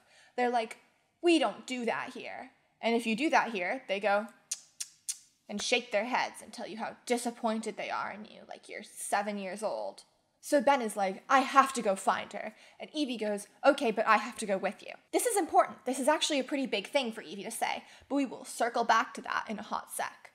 I did a little circle motion with my hands, so you knew what I meant by circle back to that. She explains that she has to go with him because she knows how Evil Island works, and also we should bring Carlos and Jay, not for any particular reason since they never do anything because it's a girls' movie and the only way a boy can be plot relevant is if he's dating one of the girls, but it would still feel kind of weird if we just left them and didn't say anything about it. So they should come with. Evie makes Ben promise her 2 things. 1, that he won't let her get stuck on Evil Island again. This is really important, but we'll circle back to it in like 10 minutes, I promise. 2, he has to let her give him a makeover. And this sucks. This sucks because we literally don't even get a goddamn makeover montage. You can't just say, there's no way you're going dressed like that, and then not give us a makeover montage. We cut back to Evil Island. Mal goes to this hair salon called Curl Up and Dye, which is just a great name for a hair salon, and we should steal that to use in the real world. And the shop is run by Lady Tremaine, Cinderella's stepmother, which is an interesting choice for someone who runs a hair salon, because didn't she famously make Cinderella do her hair? Regardless, she doesn't appear in this movie. Who does appear in the movie is her granddaughter, Dizzy, who does presumably unpaid child labor in the shop. She's the daughter of Drizella, one of Cinderella's evil stepsisters, just in case you didn't think she fit the naming convention. And when she sees Mal, she immediately goes, "Hey Mal, is Evie back?" Okay, guess she doesn't really care about hiding who her favorites are. That's cold. Mal doesn't seem bothered though, so I guess it's fine. Mal asks Dizzy to do her hair, to which she happily agrees, and guys, we finally get it! We finally get the makeover montage! I was leading you on earlier, trying to trick you into thinking we never got one, but we do! This is why Descendants 2 is my favorite movie. I love it. She dyes Mal's hair purple again. She paints her nails black. She gives her bangs. Edgy Hot Topic vibes all the way. A true return to form. Mal pays Dizzy, because that's how haircuts work, and as soon as the bills change hands, Harry walks in and demands Dizzy hand over all the money. She does, obviously, because he's a big scary pirate, and for some reason Mal just watches? She just lets him rob her? Mal, stand up for that 12-year-old girl. Instead of saying, hey, give that back, asshole, she just makes a sarcastic comment at him, and Harry turns around all shocked, like he genuinely didn't notice her there. She's bright purple. She's not easy to miss. She then, sticks her chewing gum on the end of Harry's hook, which is gross, and then he puts it in his mouth, which is gross. No one in these movies has any goddamn hygiene. They are the reason the pandemic started. There's also some really weird energy here, which apparently stems from the fact that Dove Cameron and Harry's actor were dating at the time, in real life. Ben has a new hat and it looks terrible on him, but I love that it looks terrible on him. Ugly clothes is honestly such a vibe for him. Also, they're all sneaking over to Evil Island because they don't want everyone to know that the king's girlfriend ran away. But is it good for the king to be sneaking away from his country in the middle of the night? Feels irresponsible to me, but I guess that's what happens when you make a 16-year-old boy king for no reason. So they drive over the bridge to Evil Island, and they park their limousine, and then they cover it with a tarp as if that will do anything to hide the fact that it's a giant limousine. Great job! Now it looks like a giant limousine with a tarp over it. That sure won't get your limousine fucking stolen. It doesn't actually get stolen, but it should, just to teach them a lesson. And then Evie goes, it's really weird being back here. And at this point, okay, we know Evie hates the island. She clearly does not want to be here. Out of the core four, she is by far the most suited for Oron and the least suited for Evil Island. Which is why it's very interesting that nearly the second she learned Mal went back to the Isle, she immediately offered to go with Ben. Very interesting indeed. Speaking of people who are not suited for Evil Island, Ben is one wrong move away from getting jumped. He brings a sort of cheerful and happy vibe to Evil Island that the supervillains don't really like. Man, it sounds like Ben needs a lesson. It sounds like he needs to learn how to chill. That's right, folks. It's time for the greatest song ever written. Chillin' Like a Villain. You guys are lucky copyright laws prevent me from playing that song right now, because otherwise I would just play it over and over for the next 10 hours. It's stupid, it's cringe, it's camp. What more could you want from a musical number? This song is great, not because it's good, because it's not, but because it makes you feel pure childlike wonder and happiness again. Not much can do that these days, because we're all rotten. Rotten to the core. So the VKs minus Mal basically teach Ben how to stop being cringe and start being cool so he can blend in with the evil residents of Evil Island. Ben runs into Gil. Remember him from earlier? He's the stupid one. Except he's not so stupid now because he somehow recognizes Ben from what is fully the most generic poster possible. Imagine seeing a poster with just a vague silhouette of an incredibly basic looking white boy and then going, oh my god, it's you, to the next basic white boy you see. And imagine being right! That would feed my ego for years. Gil runs off to find Uma, so we'll put a pin in that for now. Speaking of pins, I just realized I totally forgot to move the little guys on the board, so I'm gonna do that. Okay. We're up to date now. The VKs show Ben to their old hideout, where Mal is currently hiding out, and Ben goes inside to try and talk to her. He tries to get her to come home to Oron with him, but Mal says that she feels at home on Evil Island, not Oron. And Ben, the king of both Oron and bad timing, says, I love you. Do you love me too? Ben! Ben, I get that it isn't your first date anymore. I get that theoretically you have been in a relationship long enough to exchange I love yous, but read the room. Your girlfriend is in severe emotional distress. Maybe it is not the time to ask her, do you love me too?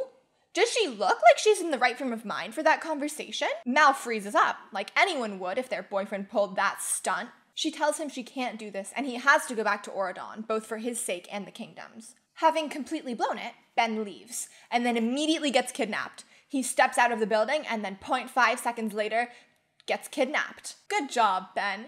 You tried to comfort your girlfriend, fumbled in the worst possible way, and then instantly got kidnapped. The people of Oron can sleep soundly knowing this guy is in charge of their entire country. Harry finds the rest of the VKs and goes, if you ever want to. That's not what his voice sounds like. I'm sorry, I don't know why I thought I could do a Scottish accent. He goes, if you ever want to see Ben again, have Mal come to the chip shop tonight. Which is absolutely the funniest location he could have given. I get that that's where Uma works, I guess that's where they had to go. Could they have picked a less threatening name? The chip shop? Come on. Yeah, mate, let's meet at Bumbo Schlup's tea time, happy place. They all tell Mal, and she's like, oh, now I have to go get my useless twerp of a boyfriend from the pirates, which honestly, if my boyfriend was all like, do you love me? Well, I was at my most emotionally unstable, and then he went and made everything about himself by getting kidnapped, I'd be pissed too. But Mal does go to the chip shop, and what did they put in this movie? Because Mal and Uma also have mad chemistry. Like, there is no doubt in my mind that those two are exes. You know, I've dreamed of this. You wanting something from me, and me watching you squirm like a worm on a hook. Okay, girls. Okay. Uma challenges Mal to an arm wrestle and goes, if you win, you can have Ben back. And Mal's like, slay. And Uma's like, don't you want to know what I get if I win? And Mal goes, no, I don't care. Come on, girl. It's a good thing the Fae don't exist in this universe, because Mal would for sure get stuck there forever. There's a lot of tension in the arm wrestle, too. But Mal does lose, and Uma reveals that the terms of the deal are that, in exchange for getting Ben back, Mal has to give Uma the fairy godmother's wand. Man, everyone wants that wand. And she has to bring it to Uma by the next day at noon, so we do have a ticking clock. Although, not to CinemaSins, but what the hell is Uma gonna do with that wand? Magic doesn't work on Evil Island. That's like the thing about Evil Island. Magic doesn't work there. Having the wand should be useless. The VKs obviously don't want Ben to die, and they also don't want Uma to get the wand because she's evil, so they make a plan. I wouldn't say it's necessarily the worst plan I've ever seen, but it is definitely the most tonally dissonant. And by that, I mean, when a person hears the words, we need some way to avoid giving a magic wand to an evil half-sea monster pirate in order to save the king of their country, their immediate thought is probably not, just 3D print a fake one and give that to her as a decoy. How is that a thought that would occur in anyone's mind naturally? And also, what is this movie's deal with 3D printers? Granted, the fact that they can 3D print anything that could possibly pass as a non-3D printed decoy for anything else is a huge sign that this is a fantasy movie, because anything that doesn't have the terrible little plastic 3D printer bridges has got to be magic. So their plan is to give Uma the fake wand, grab Ben, and hightail it out of there before she notices that it doesn't work. Again, neither wand should work, because magic is banned here, but sure, let's 3D print this bitch. Carlos and Jay go back to Oron, and of course, they find Chad in their room, 3D printing an action figure of himself. What is going on? What world do these writers live in where 3D printers are this relevant in anyone's life? I don't mind, because Chad is the funniest character in this movie, but it's so wild to me. He asks them why they're making a copy of the fairy godmother's wand, and Lonnie eavesdrops on them while they're explaining, so we'll put a pin in that as well. Oh, and Dude is here again, and he still talks. Bet you'd forgotten about the talking dog, right? I wish I had. Back on Evil Island, Mal and Evie go to Dizzy's place to make smoke bombs in case their super clever 3D printer ruse doesn't work. Dizzy and Evie reunite. It's very sweet, and Dizzy's like, man, I wish I could go to Oron. It sounds great in Oron. I'd love to go to Oron someday. And Evie just kind of sighs, like, yeah, it would be great. Oh well. Girl, your girlfriend's boyfriend is the king of the country. Go up to him and say, hey, there's this little girl I'm friends with. Can she come over? And if Ben says no, just say please, and he'll say yes because he's a pushover. Mal and Evie hold hands again. Gotta mark that down in the records. Then it cuts to them walking arm in arm and, like, reminiscing about old times. However, their hands are not linked, so I'm not going to count it on the board. We're lesbian hand-holding purists here. They bring up the concept of true love, and Evie goes, man, I really thought that's what you and Ben had. Evie, babe, be sensitive, please. Nobody in any of these movies has a lick of tact. Mal tells Evie that she wants to stay on Evil Island instead of going back to Oron. And Evie who hates Evil Island, who begged Ben not to let her get stuck there, immediately says, if you're staying, I'm staying too. Guys, I'm not even kidding. This is the gay romance of the century. Lesbians who were too young for Xena Warrior Princess, but too old for Tangled the series. This is what we had. Mal says, no, you can't stay just for me. You hate it here. And then they start singing. Yeah, you heard me. There is, in fact, a gay love song in Descendants 2. It's called Space Between, but I just refer to it as the gay love song from Descendants 2. Do you know how many songs Mal and Ben sing together in this entire trilogy? Do you know how many duets Doug and Evie have together? 0. And thank God for that. There are like 3 separate kiss lean fake outs in this song. It's crazy. It's a ballad, so they get a whole montage of all the important moments in their relationship, and also just kind of every time they've been in a frame together, because they didn't think Dove Cameron and Sophia Carson staring longingly into each other's eyes for 3 minutes straight was compelling enough for us. If you showed me this song in isolation, like before I had ever seen Descendants, and asked me to explain what was happening, I would tell you that this was a lesbian love song and they were about to kiss.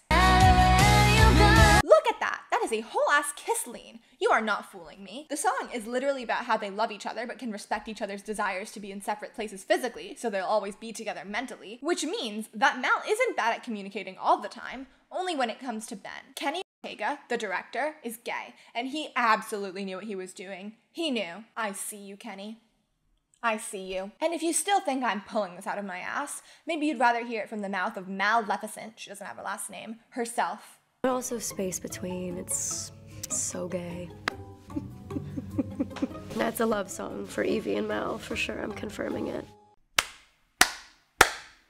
Dove Cameron, everyone. The People's Princess. Back on Oron, the 3D printed fairy godmother wand somehow looks exactly just like the regular wand, which is great. Glad to hear that the technical miracle of the 3D printer has not failed us yet. Carlos tells Dude not to go back with him to Evil Island, which I'm sure will work out perfectly well and not be relevant later. Doug asks where Evie is, and Carlos and Jay tell him that she went camping. Because Evie famously loves fashion and famously hates nature, Doug immediately becomes suspicious. I have no idea why they went with that lie, because they could have easily said, I don't know, she's probably asleep since it's the middle of the night. Doug's suspicious, but no one cares about him, so Carlos and Jay walk away. Outside, they're ambushed by Lonnie, who reveals that she eavesdropped on them and wants to go to Evil Island with them, and she brought a ton of swords. She blackmails them by threatening to tell the fairy godmother about everything, so they let her come along. Gaslight, gatekeep, girl boss. We cut to the next day at canonically 11:30 a.m. Ben is tied to the mast of Uma's pirate ship, still in his stupid beanie, and the pirates are counting down the minutes until 12. Harry really wants to kill Ben, but Uma won't let him because she needs leverage to get the wand. Honestly, it would be so funny if the VKs just didn't show up, like Mal and Evie were too busy singing love songs to each other that they just totally forgot to rescue Ben. That's Biden's Oron. I guess that's Biden's Evil Island, technically. Uma goes, you better hope your girlfriend comes through, and Ben replies with, she's not my girlfriend anymore. Is that even true? Did he interpret her being unable to tell him she loved him in one of her worst mental states as a breakup? These two cannot communicate to save their damn lives. Even if it is true, why are you telling Uma that? That's none of her business. As the king of the nation, he should not be bitching about his relationship troubles to the first girl who kidnaps him. Uma expositions about how much Evil Island sucks and reveals she's bitter that she didn't get invited to go to Oron with the Core 4. And Ben says, I never thought about it like that. I never thought that I could hurt the feelings of the people I didn't choose. What do you mean you didn't think about that before? You're the king. You're supposed to think about this stuff. It never even crossed your mind? Not to sound like a broken record, but this is why you don't make a 16-year-old boy king, because he doesn't understand that the choices you make affect people sometimes. Okay, I couldn't think of a creative drink for the second half of this video that didn't require me leaving my house again, so you guys are just gonna have to settle for frozen blueberry Diet Coke again. Fortunately, it's the best one. Not sponsored. It still has like remnants of the monster in it, which is kind of interesting. Maybe next week I'll try mixing the two together. Do we think that's a good idea? Do we think that's a bad idea? Meanwhile, Jay, Carlos, and Lonnie arrive on Evil Island, and oh my god, Dude stowed away in the car. Who would have thought? I wonder if that's gonna come up later. They all go to the docks to rescue Ben and confront Uma, and they have a rap battle? They sing a rap battle song called It's Goin' Down? I can't even explain how much I adore this movie. The lyrics are so bad. Uma opens with, let's get this party started. I swear I'm cold-hearted. So the pirates are threatening to make Ben walk the plank into waters that they claim are shark-infested. But even if they are, the VKs are right there. They're like 6 feet away from the boat, maybe. They could get Ben out of the water before the sharks ate him, probably. But sure, fine. Either way, I'm not really sure what the conflict is here, because like, the pirates want to exchange Ben for the wand, and the VKs also want to exchange Ben for the wand, even if it's the fake wand. So they should just do that. But I guess they have to have a rap battle first. They do make the bold choice of rhyming trade with plank, which I have to at least respect their bravery for. With the help of a good dose of autotune, Ben sings a bridge, encouraging everyone to just hold hands and get along. He sings, "Uma, I promise I'll give you a chance," a lyric that, while uninteresting on its own, does prompt the funniest response in the entire history of songwriting, which is, and I'm going to speak this lyric like it's dialogue because I think that's funnier. Uma goes, "Silly king, you? Give me a chance? Yeah, you're gonna give me a chance. Well, not a chance. Okay, girl. Okay. Silly king, you? Give me a chance? Yeah, you're gonna give me a chance. Well, not a chance." That's how I think Mickey Mouse would sound if he said that line. So Mal offers Uma the fake wand, and Uma's like, "Wait a minute, I have to make sure you didn't 3D print a fake magic wand. Do some magic with it to prove it's real." And Mal's like, "Ugh," because obviously it isn't real. But then, in a plot contrivance so idiotic it will have even 6-year-old girls going, "Come on, really?" She sees that dude has followed her, and she says, "Magic wand, make the dog talk," but she makes a rhyme or something, and then dude makes a stupid butt joke, and then Uma's like, "Oh my god, it works, because what are the odds that an already talking dog just happened to be there?" So Uma gives Mal Ben, and Mal gives Uma the wand, and they could have easily walked away super quick, but Ben, being the leader that he is, just stands there like a little rag doll, and while he's chillin', like a villain, Uma tries to use the wand, and it doesn't work, so she realizes they've been lied to, and they all start to sword fight. Now, if you know me, you know there are few things I love more than a good old sword fight. But because this is Disney, they can't actually stab anyone, so it's kind of anticlimactic. Lonnie's fight choreography is by far the most interesting, but Mal and Uma get second place if only for the insane tension going on there. Everyone else just kind of runs around awkwardly. Oh, and Jay grabs Harry's hook and pulls it off, and it's revealed that it's literally not even a real hook. Like, he is literally just holding a fake prop hook in his hand 24/7. He is so extra. That's so funny. After he does this, Jay throws the hook in the water, and Harry jumps in after it, which means that A, the water wasn't that dangerous after all, actually, like the sharks are kind of a non-issue, and B, Harry, your socks are gonna get wet. Harry, no! They use their smoke bombs to get away, and then Carlos yells, "Go start the car," completely destroying any immersion any of us may have had in the full-fledged pirate battle. They drive off in their big-ass limousine, and I guess Mal has kind of given up on her plan to stay on Evil Island forever because she just goes with them. And then it's revealed, gasp, she dropped her spell book. Oh no! And she still hasn't actually fucking communicated with Ben, who may or may not be her ex-boyfriend. Fortunately, we've still got 37 more minutes of movie left. Thank God. So they get back to Oron, and Mal and Evie hold hands again, and they run off to have a girl talk. If you know, you know. Carlos totally doesn't get the message and says, "No, me and Jay don't want to be excluded from your girl talk anymore." Carlos, babe, I'm not sure you really want to be included in that. But so they all end up actually sitting around in a circle and talking about their feelings. And it's a really sweet scene, honestly. Found family trope always hits, even if it's Descendants.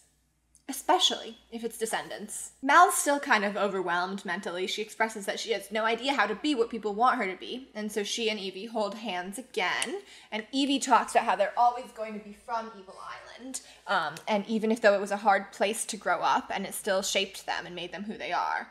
They encourage Mal to go to Cotillion, but say that if she isn't up for it, that's okay. In a shocking plot twist that no one could have seen coming, Jay announces that he's making Lonnie the captain of the fencing team, because the rules say that the team consists of a captain and 8 men, but the captain doesn't technically have to be a man, so Lonnie can be the captain, despite Chad's whining. Lonnie exercises her girl power and captaincy by having them do 10 push-ups and ending practice. Good job, queen. What a thorough fencing practice. Outfit change? Is it time for an outfit change? And by that I mean just taking off this part. Outfit change? Doug storms into Evie's room and accuses her of cheating. Who told him about the gay love song? He's suspicious because Jay and Carlos said she was camping, but she would never go camping because she hates dirt or whatever. She assures him she's not cheating, which is untrue. She literally just sang a gay love song, for Christ's sake. But I guess if Oron is that misogynistic, they're probably also homophobic too. So I understand. Evie tells him the truth about her being on the Isle, and she also tells him about Dizzy, and how she wishes Dizzy could come to Oron with them. She says, "I was lucky enough to have been given a chance, and now I need to give someone else a chance too." And Doug replies with, "My Uncle Bashful used to say that." In what context? What reason would Bashful of the Seven Dwarves have to say that? Is that just like Doug's catchphrase? Like someone goes, I have to pee, and instead of saying, go piss girl, he just says, my Uncle Bashful used to say that. Carlos, thanks to the advice of Dude, the stupid talking dog, finally mans up and asks Jane out by, I'm not kidding, interrupting her while she is on the phone. She's talking like this on the phone, and he pulls the phone away from her ear so he can ask her out. Manners! If a guy did that to me, I would say no immediately. And not because I'm a lesbian, but because that's a weird thing to do. Could he not have waited 5 more minutes? Regardless, she thinks it's cute, and she says yes, so that plotline is resolved now. Yay! Chad 3D prints himself a crown, which is good because it's been too long since we'd seen a 3D printer. And then he gets a call from Audrey, but she's not in this movie, so we only get his side of the conversation. Apparently, her car got a flat tire, and she needs Chad's help, so that's an excuse for Chad not to be in the rest of the movie, so he leaves. Bye, Chad! Stay safe out there. And now, ladies and gentlemen, it's the moment you've all been waiting for. It's... drumroll, cotillion night! What is cotillion? You may be wondering, since they haven't really told us. It's a party! I think they wanted to have prom, but make it fantasy and royal, so they called it cotillion. Because cotillion was a real dance event in like the 1700s, and this is not what that is. It's funny because this isn't the only time they do this. Like, they do it with fencing, obviously, because fencing is a real modern thing that like people do, and it's completely different from that. But then I'm pretty sure tourney is also like a medieval like jousting game or something. Don't quote me on that. I feel like that's something that I heard. Cotillion's on this big fancy boat, except there's a full red carpet on the boat for some reason. Everyone's here. You know, we got our VKs, we got all 15 of the other Oron prep students. Good to say they're still kicking. They're all waiting for Mal to like enter, like walk down the boat stairs into the main boat area. I don't know how to describe it. And Evie gets so excited that she holds her boyfriend's hand because, you know, Mal isn't around to hold hands with. And then Mal comes out. I can't say it. Mal emerges, and she's wearing the ugliest dress known to man, the one Evie was making earlier. Mal, I'm begging you, please change. Please change your outfit. Dear God. There's this hideous gray cape trailing behind her that doesn't even match the hideous yellow on her dress. Evie, I expected better from you.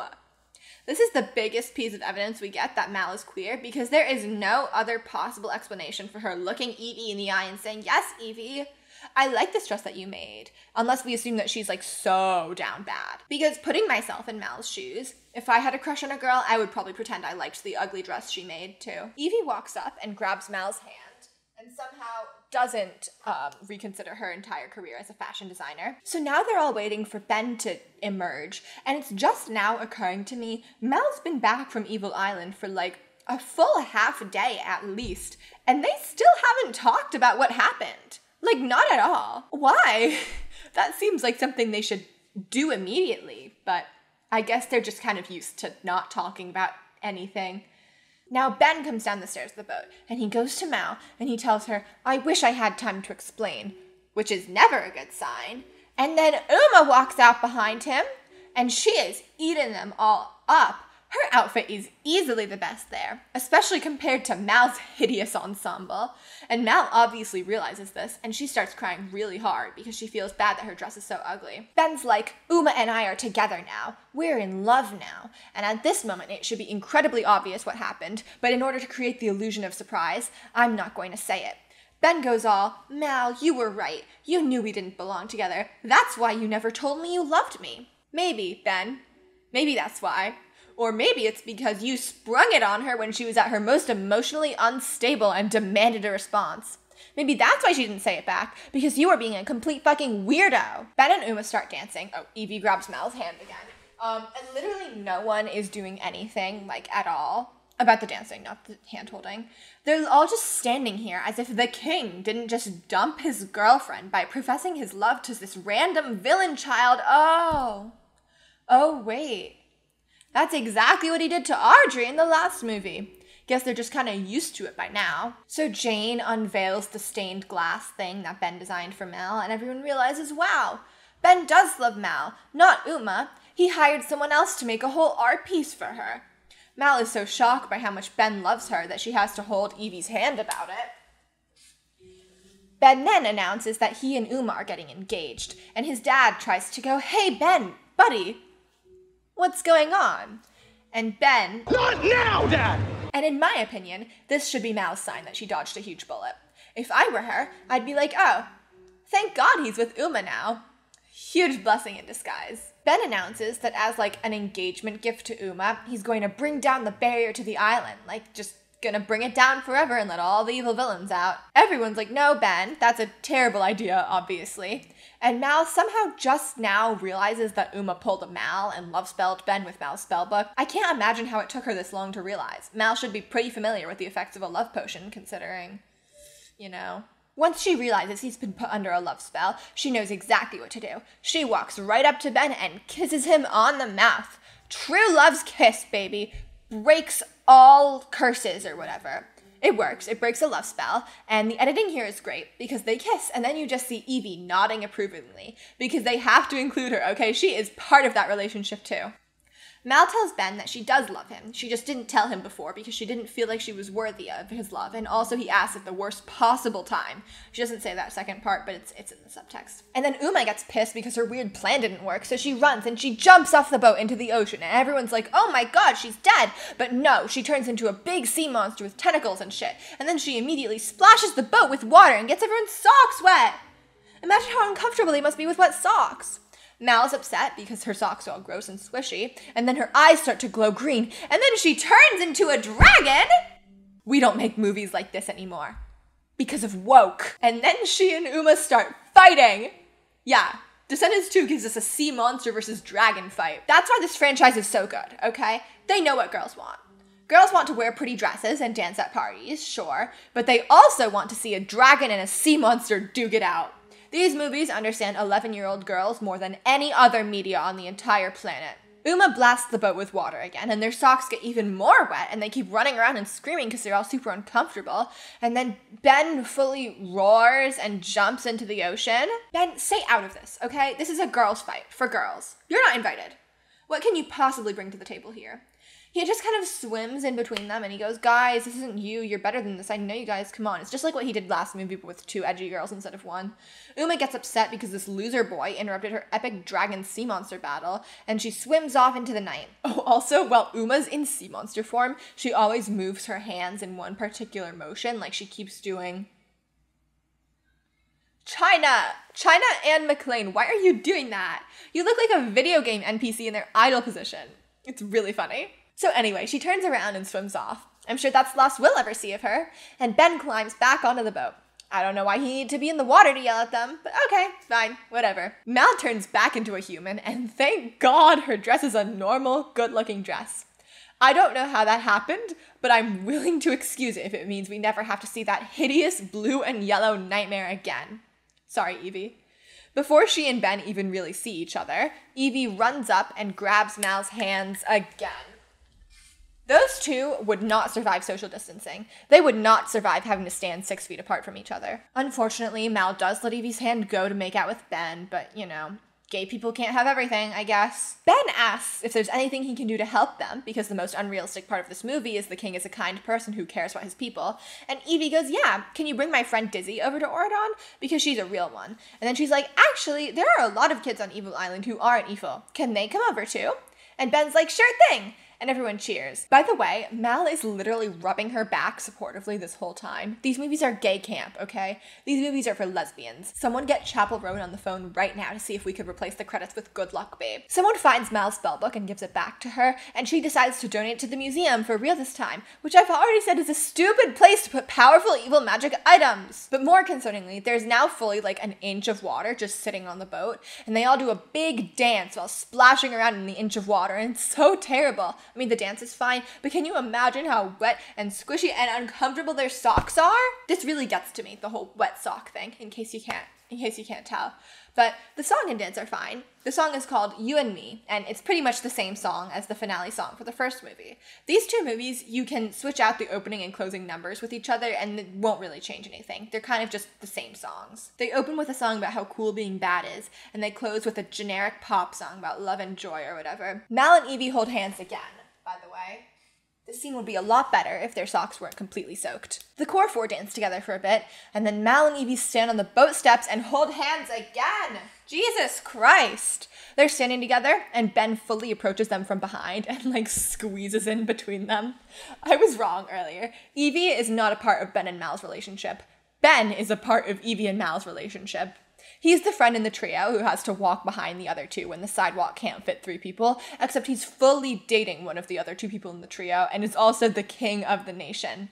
A win for pathetic men everywhere. We see a scene of Dizzy learning that she's invited to Oron Prep, and it's sweet, except for the fact that she's 12. She's 12! I thought Oron Prep was a high school, and she's 12. But it's fine. I don't care that much. And then we cut to Uma, still in the ocean, still doing the NPC hand motions. And she goes, "What? You didn't think this was the end of the story, did you?" Just like Mal did last movie. It's kind of lost its novelty by now, but sure. And that's a wrap on the best movie ever made, Descendants 2. This is where gay culture got its start. In terms of how much I like it, 11 out of 10. In terms of how good it is, 8.5 out of 10. Now it's time for superlatives. Best song. This one's obvious. Gay love song. Space between. Worst song. So while I think some of the lyrics in It's Going Down are absolutely terrible, the song is very fun to listen to. So I've got to say You and Me, the finale. It's just kind of boring, to be honest. Just a tad uninteresting. And it's 80 seconds too long. Just like the finale of Descendants 1. They're the same number. Best outfit. Easily Uma's cotillion dress. Worst outfit. Easily Mal's cotillion dress before she changes into a dragon. Best part. I don't know if it's cheating to say the gay love song again, but in case I'm not allowed to say the gay love song again, I think that the dragon sea monster fight at the end is so fun. Worst part. Have they made the dog talk through the most contrived sequence of event possible, and then didn't do anything fun or interesting with the talking dog? This is either going to be the best or the worst thing I've ever done. We're going to start with a Diet Coke base. I'm trying really hard not to spill this. That's just about half perfect. Then we're going to add in Monster Energy Ultra Fiesta Mango.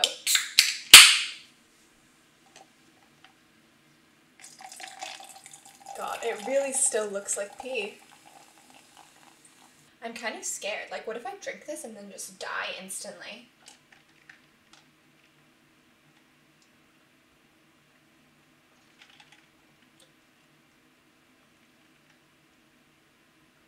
I mean, it's not bad. It definitely tastes mostly like the Monster. And it's not really showing up on camera, but in real life it looks a lot more lighter and pea colored. I wonder what would happen if I added a little bit more Diet Coke. This is great. This is like science. This is like education. You're learning. Let's see what that does. It still tastes mostly like the Monster. But that's okay, because it tastes good. Unlike Descendants 3, this beverage manages to incorporate the flavors of both my previous drinks, while somehow not ruining them both horribly. Also, once again, I just kind of completely forgot to update the bulletin board with the characters' locations. So I've set it to where they are at the beginning of D3, and we'll see if this time I remember to move them, because I didn't the past 2 times. But 3rd time's the charm, is what the Descendants 3 writers did not say when they were making this movie. Descendants 3, Rise of the Descendants. Or Fall of the Descendants, technically, because this one's bad. It's the worst one, by a mile, in case you haven't gotten that from my general attitude about it. The movie opens with Mal doing a little voiceover narration, a brief summary of the first 2 movies, before zooming in on Evil Island, where a bunch of nondescript villain kids gather around a newspaper and go, "Oh my god, it's VK Day!" What's VK Day? Well, we're about to find out. We see the core 4 emerge from various locations and start singing the opening number, Good to Be Bad. It's similar to the other two opening numbers, Rotten to the Core and Ways to Be Wicked, except in my opinion, it's better. I know I've just done like several whole bits about how bad Descendants 3 is, but the opening number kind of slays. It's really catchy, and the lyrics are good. In fact, the lyrics in Descendants 3 as a whole are marginally better than the other two. We're not winning any Pulitzers here, and there are definitely some major exceptions, but considering this is Descendants 3, I give them props. These streets named after us because we paved the way? Okay, eat. You can tell it also has a bit of a different theme to it than the other opening numbers, because the first two are basically just like, yeah, we're evil, and that's cool. But despite the title, Good to Be Bad, the song is mostly about being proud of their home, like being proud to be from Evil Island.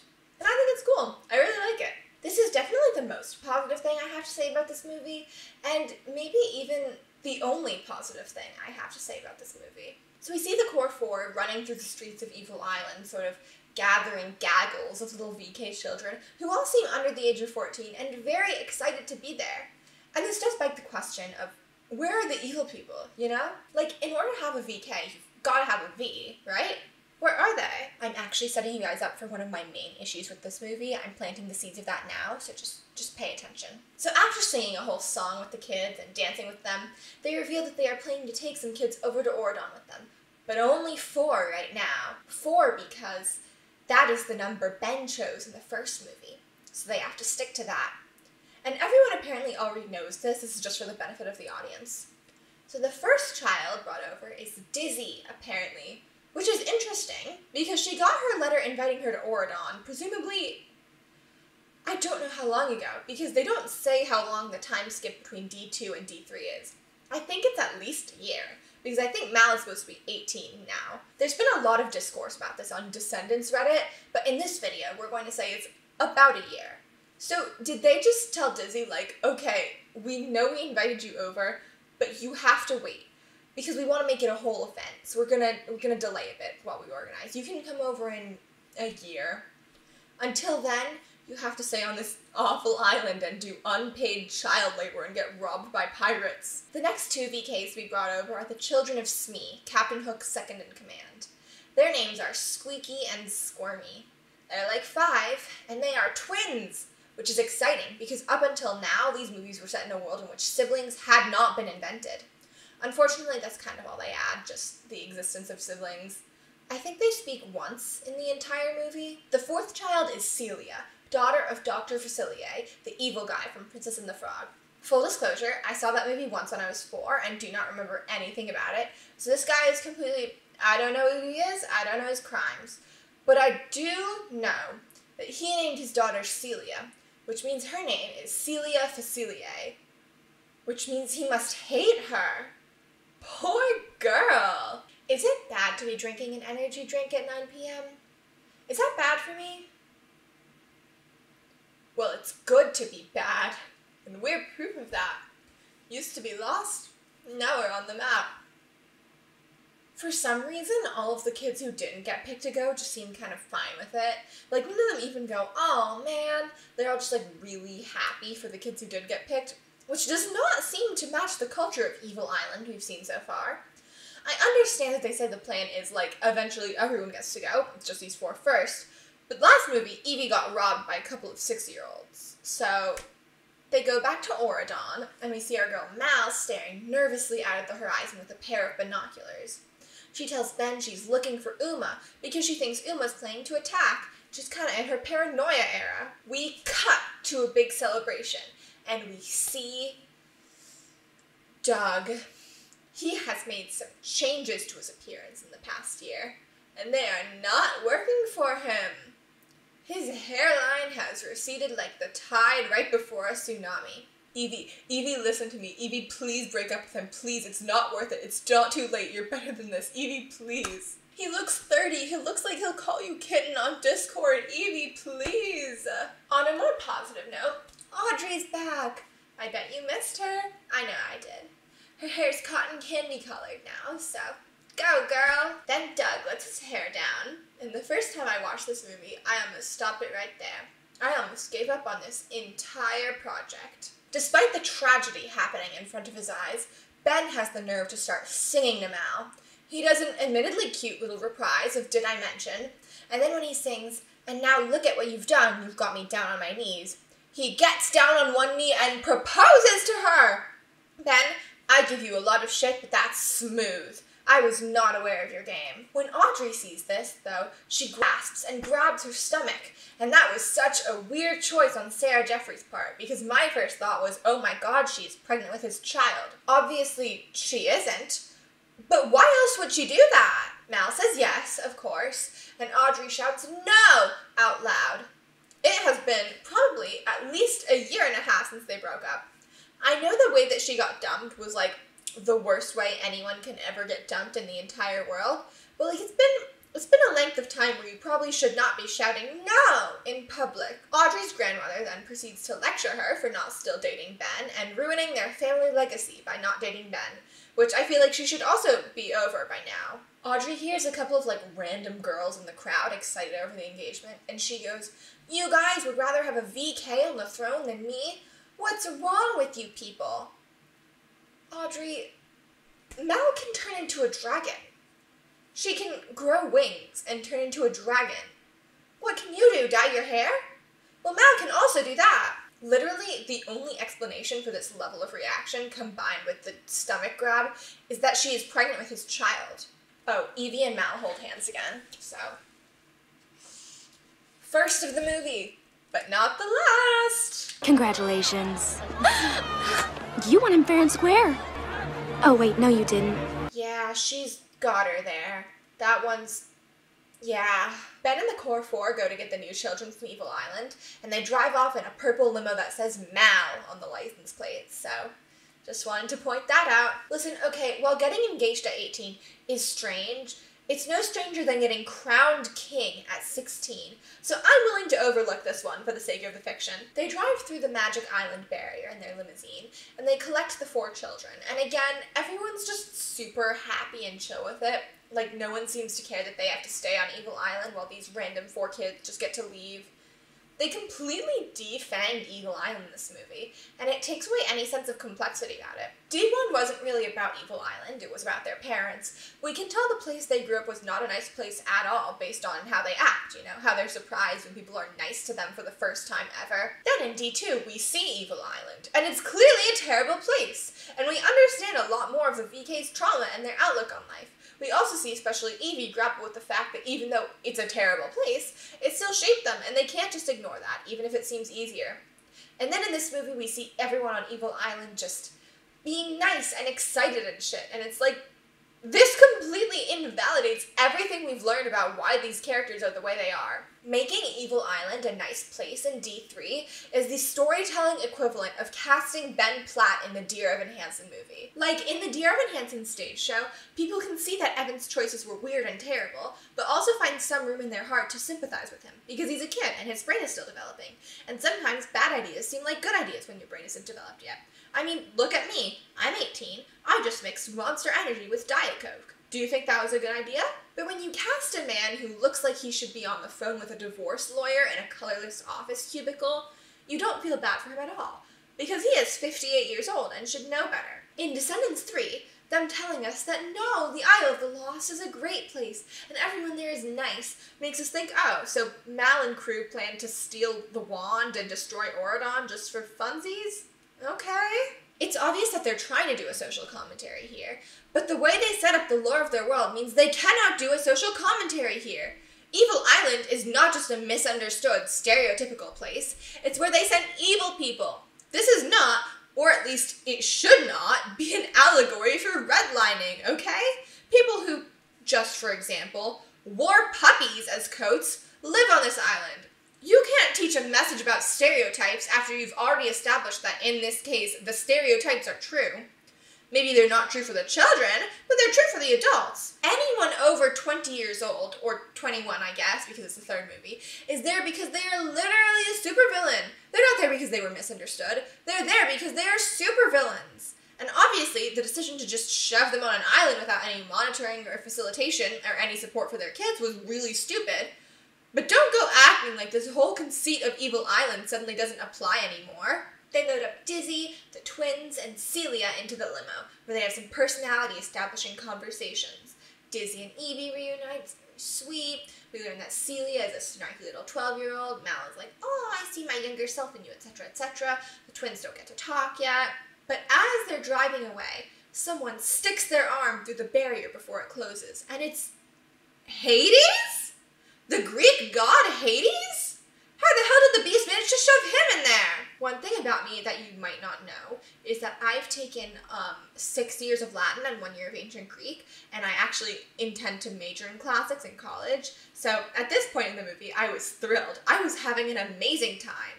He's played by Cheyenne Jackson, who's supposedly a famous Broadway actor. I say supposedly, he is. I just don't know that many celebrities, because they couldn't get Kristen Chenoweth back for this one. Hades manages to actually punch through the barrier, and he's holding a big blue rock in his hands, and he blasts them with the big blue rock, and then Mal turns into a dragon and fights him, and then he blasts her like straight in the chest with the lightning from his big blue rock, and knocks her backwards. This whole thing is being live streamed in Oron somehow, and Audrey sees and yells, "There's your precious queen! She can't even protect us!" Audrey, what would you do in this situation? Mal is the only one who has a chance to protect you. Everyone else is literally just standing there watching. You're telling me you'd be doing any different? Mal literally wins the fight, too. She sends him back through the barrier so hard that he does an unnatural number of backwards somersaults. Like 2 more than anyone would actually ever do. But because a god was able to get 1 hit on her during a battle, she's useless? Sorry, queen. Doing a bit of a Diet Coke cleanser before moving on to more Monster Energy because this has less caffeine. At least I think it has less caffeine, right? Because it's like an energy drink, and this isn't an energy drink, so. Mal turns back to human form and lands on the hood of the limo, and both Ben and Evie rush to help her down at the same time. Like, that is literal love triangle shit right there. That's another hand-holding tally mark. By the way, Hades walks away angrily, and if you think this contradicts my earlier point about how they totally defanged Evil Island, it actually doesn't. Just bear with me. We cut to Audrey sobbing in her bedroom, and she's staring at a bunch of pictures of her and Ben from over the years, and one of them is from when they were literally toddlers. And that makes me feel so much worse for Audrey because she's been told she's going to date Ben and eventually become the queen pretty much her whole life. It doesn't really seem like she has that much else going for her, to be completely honest with you. And then she gets dumped in the worst way possible, and the girl who mind-controlled her boyfriend not only gets off scot-free because the only punishment they have in this kingdom is getting sent off to Evil Island, and you only go there if you murder children or commit an equivalent crime, but she also gets to keep the boyfriend she mind-controlled. If you think about it, Audrey from Descendants is a lot like Kendall Roy from Succession. If you think about it. If I were her, I'd be upset too. I'd be so upset that I'd start singing. Which is exactly what she does, baby! We get our second song of the night, and also our second banger of the night. It's called Queen of Mean. I wouldn't call the lyrics good, per se, but I would call them fun. How can "my thoughts are running in a circle like a toy train" not bring a smile to your face? And I would call the chorus absolute fire. Sarah Jeffrey really holds nothing back. During this number, Audrey does what the VKs tried and failed to do in the first movie, which is rob the fucking museum.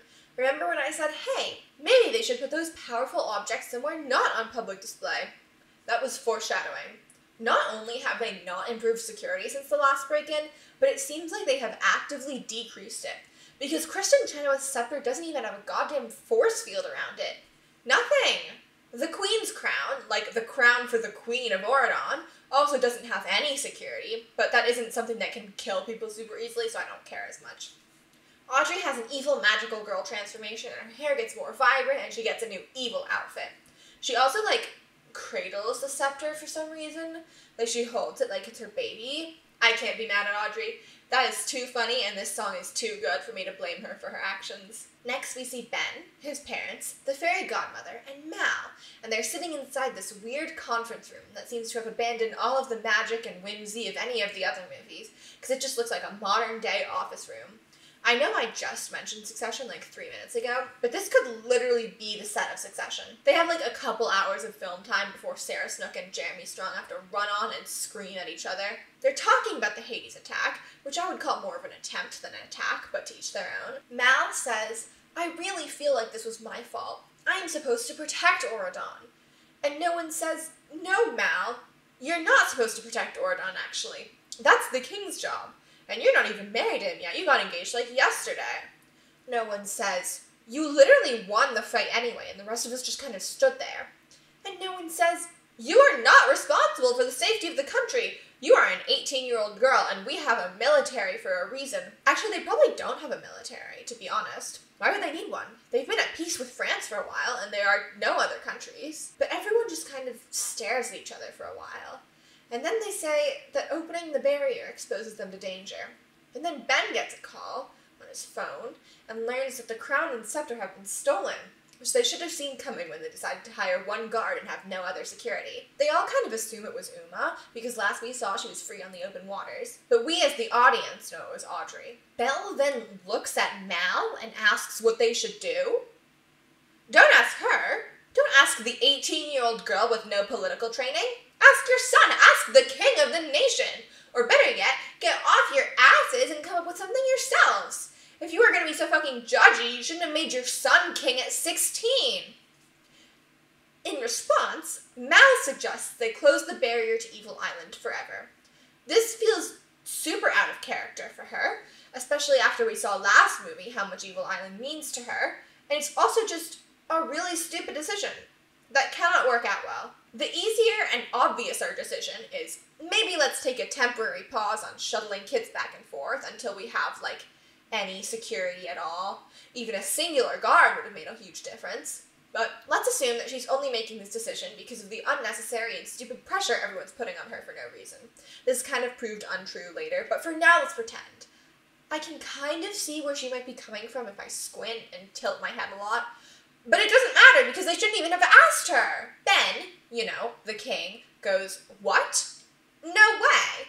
And then Mal goes, we don't have another choice. And Ben just sighs and goes, okay.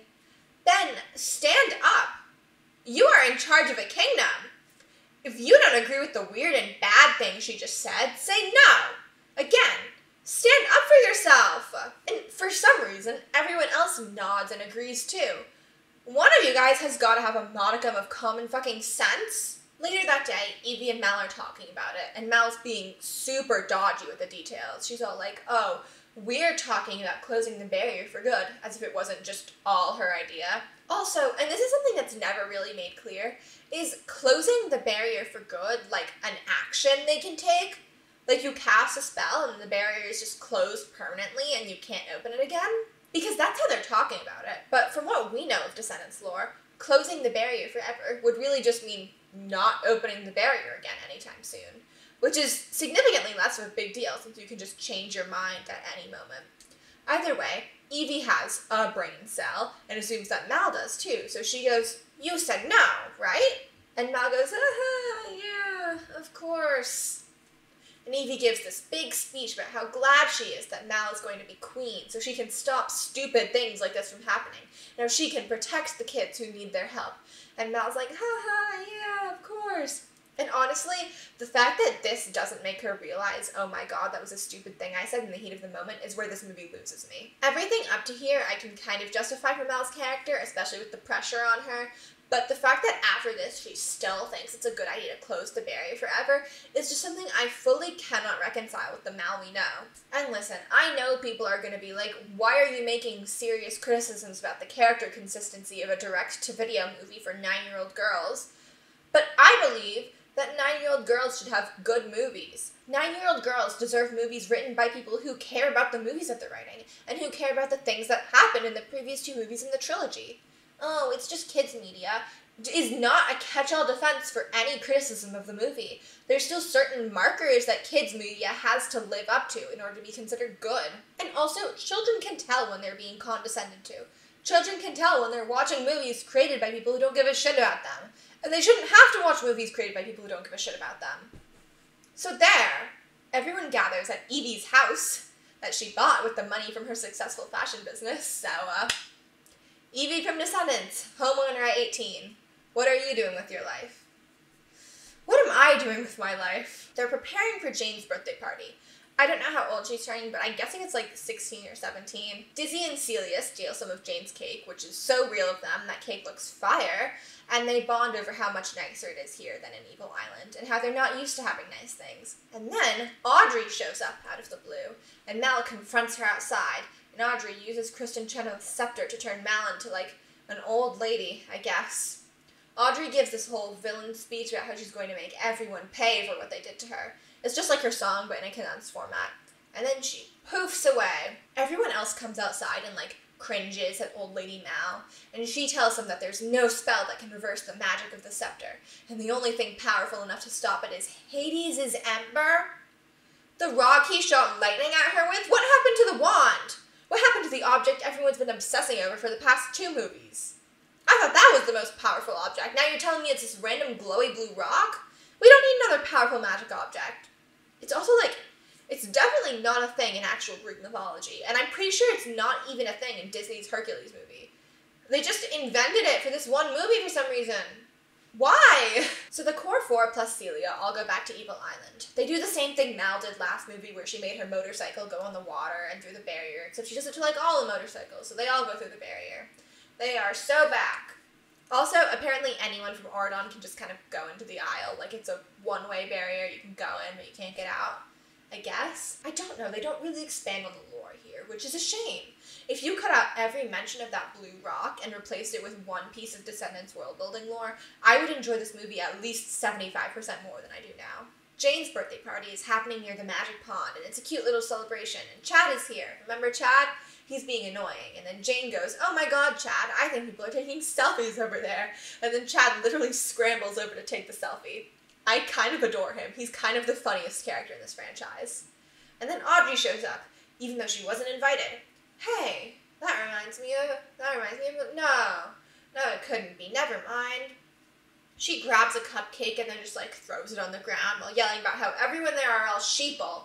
And then Chad runs up to her and he's like, "Hey, I'll be your evil henchman if you want." And Audrey's like, "Fine." And I'm telling you right now that this is not plot relevant, okay? Chad adds nothing to the plot of this movie. This is literally just for comedic purposes. He's just a useless little weirdo. I love it. Audrey sings like a weird, evil cover of Happy Birthday and uses sleeping magic to make them all fall asleep. Jane sees this, and since the enchanted lake breaks all spells, she dives underwater and gets her socks all wet. Oh my god, she's gonna be so uncomfy. They're gonna be all squishy and soggy, and it's literally her birthday. Her socks are wet on her birthday. But she escapes the sleeping magic, so that's nice. Afterwards, she calls Ben and lets him know what's going on. This scene establishes that Jane is the only competent and intelligent character in any of these movies. Meanwhile, our core 4 plus Celia, who does errands for Hades so she knows where he keeps his rock or whatever, that's why she's coming, arrive on Evil Island. Because magic doesn't work on Evil Island, Mal immediately turns from old to normal. We got like 90 seconds total of old Mal content, so I'm not really sure why they did that at all. Maybe it was just to show off their cool like CGI or aging up software or whatever. They go to Celia's dad's evil lair because that's where Celia keeps the key to Hades' house, and we meet Celia's dad, and they do a cute little dance together. And listen, while I'm glad that not all of the villain parents are abusive, this is also another example of what I mean about how they took all the evil out of Evil Island. Like, I would love this if there was even a single mean Evil Island resident in this movie, and I do still like that he's a good villain dad, but it just feels like he's just a good villain dad because everyone in this movie is good. Carlos turns on the TV and sees that, gasp, everyone's been put under Audrey's sleep spell. And then they leave the building to find out that Harry and Gil, yeah, remember Uma's boys from movie 2? They're back, except they just kind of steal the gang's motorcycles and drive off. And Jade, Carlos, and Evie go chase after them. Go, guys, go! Meanwhile, Mal and Celia arrive at Hades' lair, and they sneak in, and as they're walking through the tunnel, they hear loud dog barking noises, like echoing through the tunnel. In case you're unfamiliar, Hades is famous for having Cerberus, a giant 3-headed dog, guard the entrance of the underworld. So Mal hears the barking noises and gets scared, because she obviously thinks it's Cerberus. But then they go into Hades' room and find out that's literally just a vinyl record playing dog noises, and that's the exact moment I decided this movie was the worst one. Because if you're gonna do Hades, you have to give me Cerberus. If you're gonna do a Greek god, you better commit. And with Hades, that means giving me a 3-headed dog, Disney. I want to see him. Why am I even watching this movie? Where is he? Celia distracts Hades while Mal sneaks up behind him, but he catches her. And then she says, "Hi, Dad." And when I watched this movie for the first time, I gasped out loud. I never even fathomed the idea that any of the villain kids could possibly have two parents. Also, if the villain kid has two parents, both of whom are villains, how do they decide which parent the child is going to be named after? Did Kristen and Hades divorce because he wanted her to be named, like, Haley or something? But also, I can't really imagine who is Mal's dad being, like, a burning question on anyone's mind. Like, when edgy male YouTubers did CinemaSin-style reviews of these movies, I'm sure they were like, actually, why don't these kids have two parents? But I don't think that the target audience actually cared that much. Also, single parents are, like, relatively common. I'm sure villain relationships are pretty prone to not going well. But I guess Disney was like, no, this is what people need to see. Now, if Hades is Mal's father, that does make her a demigod, which is a wild thing to reveal in the third movie of a trilogy and never really explore. Send her to Camp Half-Blood. Percy Jackson Season 2, I want to see Dove Cameron sitting in Cabin 13. We learned that Hades abandoned her as an infant because his and Kristen's relationship failed, which means that not only did he try to kill her with blue lightning earlier, but he's also a deadbeat dad. He says, we have something in common. We both hate your mother. And Mal goes, I don't hate my mother because at least she stuck around. Which is all well and good, but Mal, she was severely emotionally abusive. Do you not remember that? Does this movie not remember that? Because I remember that. Then they sing this duet called Do What You Gotta Do. And I'm torn about this one. I'm torn. Because on one hand, it's a banger, like every song in these movies, but also it's a cutesy little pop-punk duet about how Hades abandoned his daughter when she was a baby, leading to her suffering 16 years of emotional abuse. And also he just shot her with blue lightning. Like, literally 20 minutes ago, in the movie, he was physically harming her. He also sings in this song, You're Stronger with Those Daddy Issues.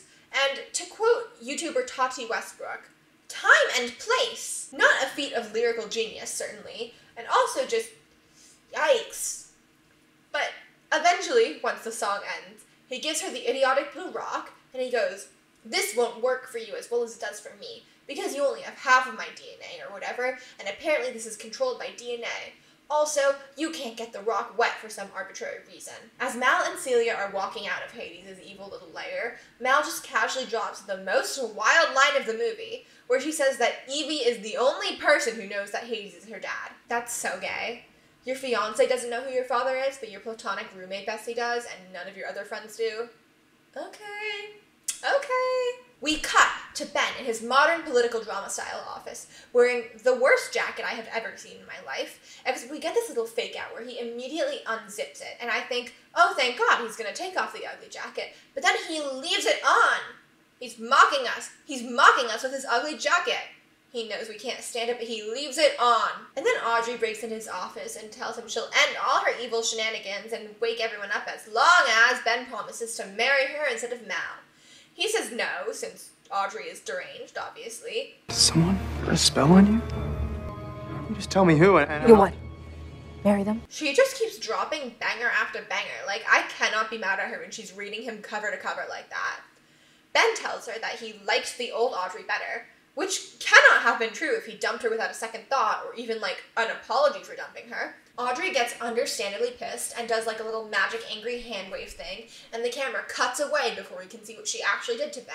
But then she does another magic thing that turns the fairy godmother to stone as she's rushing up the steps of the museum to get her damn wand, which someone really should have done already. Then the Core Four and Celia open the barrier using the remote control, and as they're closing it, Harry and Gil dive through behind them. They don't have the motorcycles, by the way. Those motorcycles just disappeared off screen. And they get into a little shoving match, which causes Mal to drop the blue rock, and it falls into the water. And Mal's really upset because she just got the damn thing. But then a tentacled arm reaches up, and oh my god, it's Uma! In sea monster form. She's looking great, she's looking gorgeous. She turns back into a normal person and goes up onto the bridge. She tells them that she's been exploring the ocean, and she discovered coconuts, which is a useless discovery because coconuts are awful. She then, like, dangles the rock over the water to, like, threaten Mal, and says that she'll give it back, but Mal has to promise that every kid from Evil Island who wants to can leave. This is a fair request. This is a great request, even, considering it's basically what they were planning to do at the beginning of the movie anyway. Mal goes, fine, okay, and Uma's suspicious, but then Evie steps in and assures Uma that Mal's word is good. This is the perfect time for Mal to come clean to Evie about everything and to promise that she won't do that weird thing she thought about doing earlier. Like, obviously she doesn't, because that's not how narratives work, but it would be a good time for her to do it. It kind of makes absolutely no sense for her to still think it's a good idea to close the barrier forever, because now she knows it's Audrey who stole the scepter and crown, not Uma or anyone else from Evil Island, which means that she now knows that Ben's parents' point about opening the gate, putting them in danger, is untrue, because it was someone from Oron who pulled that shit. So there is no reason she should actually still think it's a good idea to close off the Isle forever. But the movie doesn't want us to think about that. And Uma's like, okay, I don't trust you guys one bit, so I'm gonna hold on to this rock for now, but I will come with and help you. Evie wants them to all work together and be friends, because she's nice and sweet, and I love her dearly, but the rest of them all kind of hate each other. They go back to Oron and see everyone asleep, except for some people who have been turned to stone for some reason. And then Evie points to a random stone statue and goes, Hannah turned to stone! Who is Hannah? We have never seen that girl before. Who is she? This is never elaborated on. Oh, and Dude is somehow there, not asleep or stone, and still talking, so glad to see him. I'm sure we all wish Dude were here more so he could make more fart jokes. How did Mal break my spell? That's like half the Audrey scenes in this movie is her in that room reacting to what's going on. She'll go like, hee hee hee, or depending on if she likes what's going on or not. It's kind of really funny. She kind of really slays. Then Chad is like annoying at her, so she throws a glass bowl at him? Okay, escalation. They go to the castle to try and find Ben, but instead they find scratch marks and a torn up painting. And I'm not gonna say what's going on here. I'm gonna let you guys use your brains and figure it out yourselves. You can do it. It's really easy and obvious. They walk into this big hallway with a bunch of suits of armor, and Audrey watches them through her scepter, and she does this. That is the most ridiculous evil laugh I have ever heard. I cannot take anyone who laughs like that seriously as a villain. Then, one of the suits of armor starts moving, trying to attack them, and Mal and Uma start arguing about what to do, and they all start singing! This song is called Night Falls, and it goes so hard. You're probably sick of me saying that all the songs in these movies go so hard, but they all go so hard, and this one especially.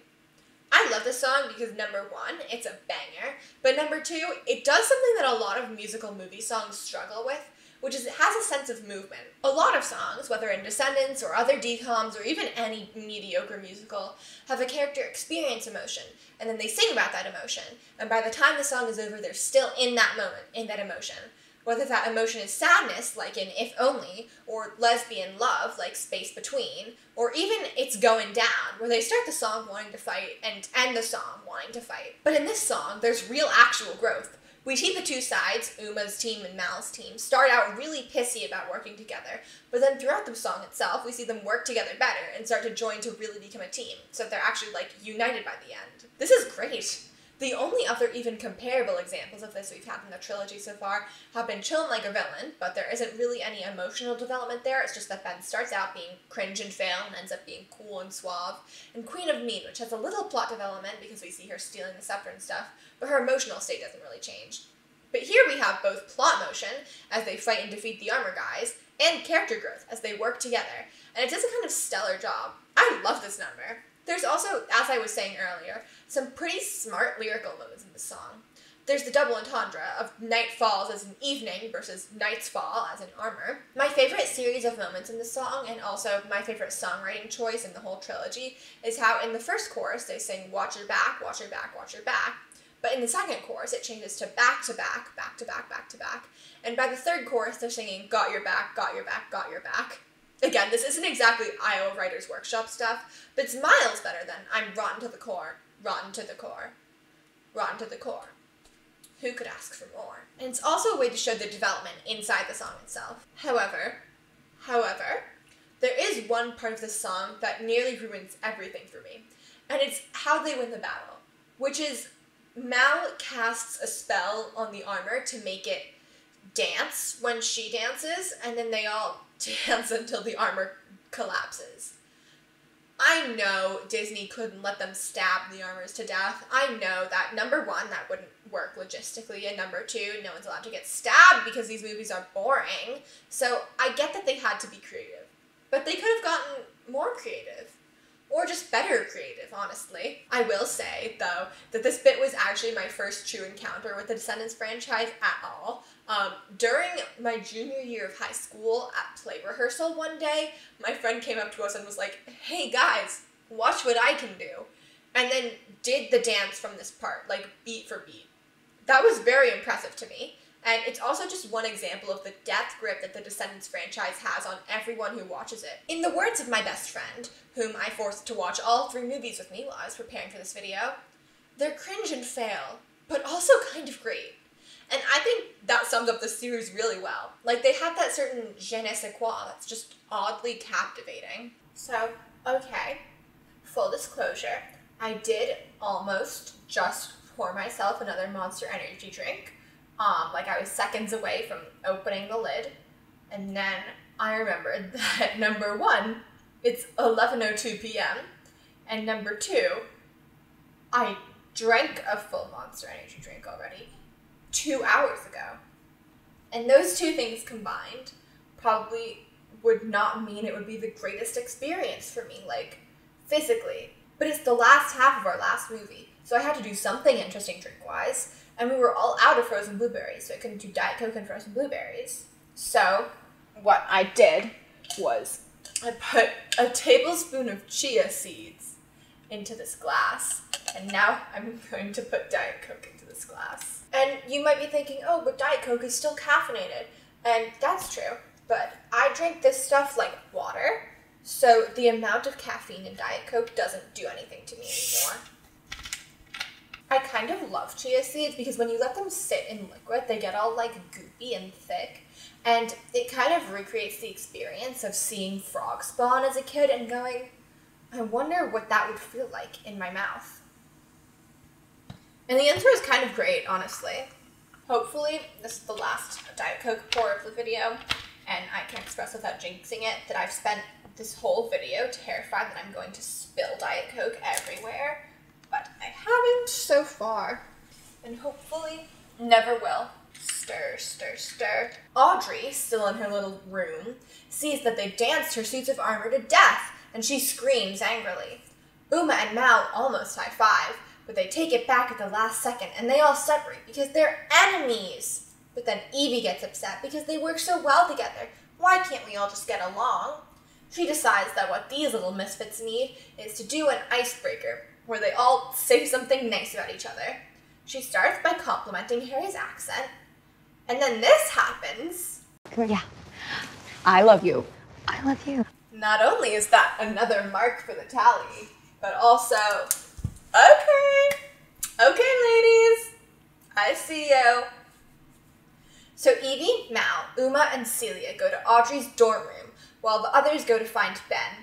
Interesting how Mal isn't on the finding her own fiancé committee, but based on what we just saw, I guess that makes sense.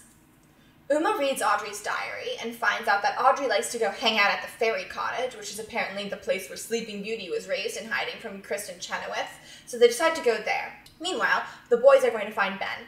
Jay and Gil play the icebreaker game with each other and compliment each other's physical prowess and childlike wonder, and they plan a trip to go exploring together. The girls go back to Evie's house, and they find that Dizzy and the Smee twins have been sleep-spelled. Bummer. I was really looking forward to hearing the Smee twins' insightful comments on the situation. And then we get to the worst part of the movie. Knowing what you know about me from the time we've spent together so far, you may have already figured out that it's time for Doug to come back. I had kind of forgotten he was in the movie, and to be perfectly honest, I was very happy that way. Fortunately, he's asleep, so he can't talk. Unfortunately, we do still have to see his terrible hair and early onset male pattern baldness. Evie cradles his 40-year-old Reddit moderator band kid head, and Uma tells her to kiss him because true love's kiss works every time. But Evie isn't sure. And the reason she doesn't even know if kissing Doug will work is because she's a lesbian who struggles with compulsory heterosexuality and therefore doesn't truly love him, so of course the kiss won't break the spell. Unfortunately, no one else making this movie really understands that, so instead we have her singing a song about how much she wants to kiss him on his weird little mouth. It's called One Kiss, and it's not the best Disney Descendants song by far, in no small part due to its subject matter, but I can give credit where credit is due, because it utilizes juxtaposition really well. On one hand, we have Evie looking absolutely gorgeous, absolutely stunning, but she's singing about how much she wants to kiss the most unpleasant and useless 50-year-old man in the history of cinema. The only possible explanation for this is that I'm right, and she is just gay, but her internalized homophobia is convincing her she's attracted to him for some reason. To my complete and utter devastation, she kisses him, and it wakes him up, thereby confirming the trueness of their love. His hairline. Meanwhile, the boys find Ben, but plot twist, he's the Beast, like his dad. Audrey turned him into the Beast, like his dad. And even as the Beast, he's still wearing that ugly jacket, like he couldn't even take it off. This movie hates me specifically, I think. This movie is out to get me. I don't think you guys can see it very well, but the seeds have congealed very nicely. They're very goopy.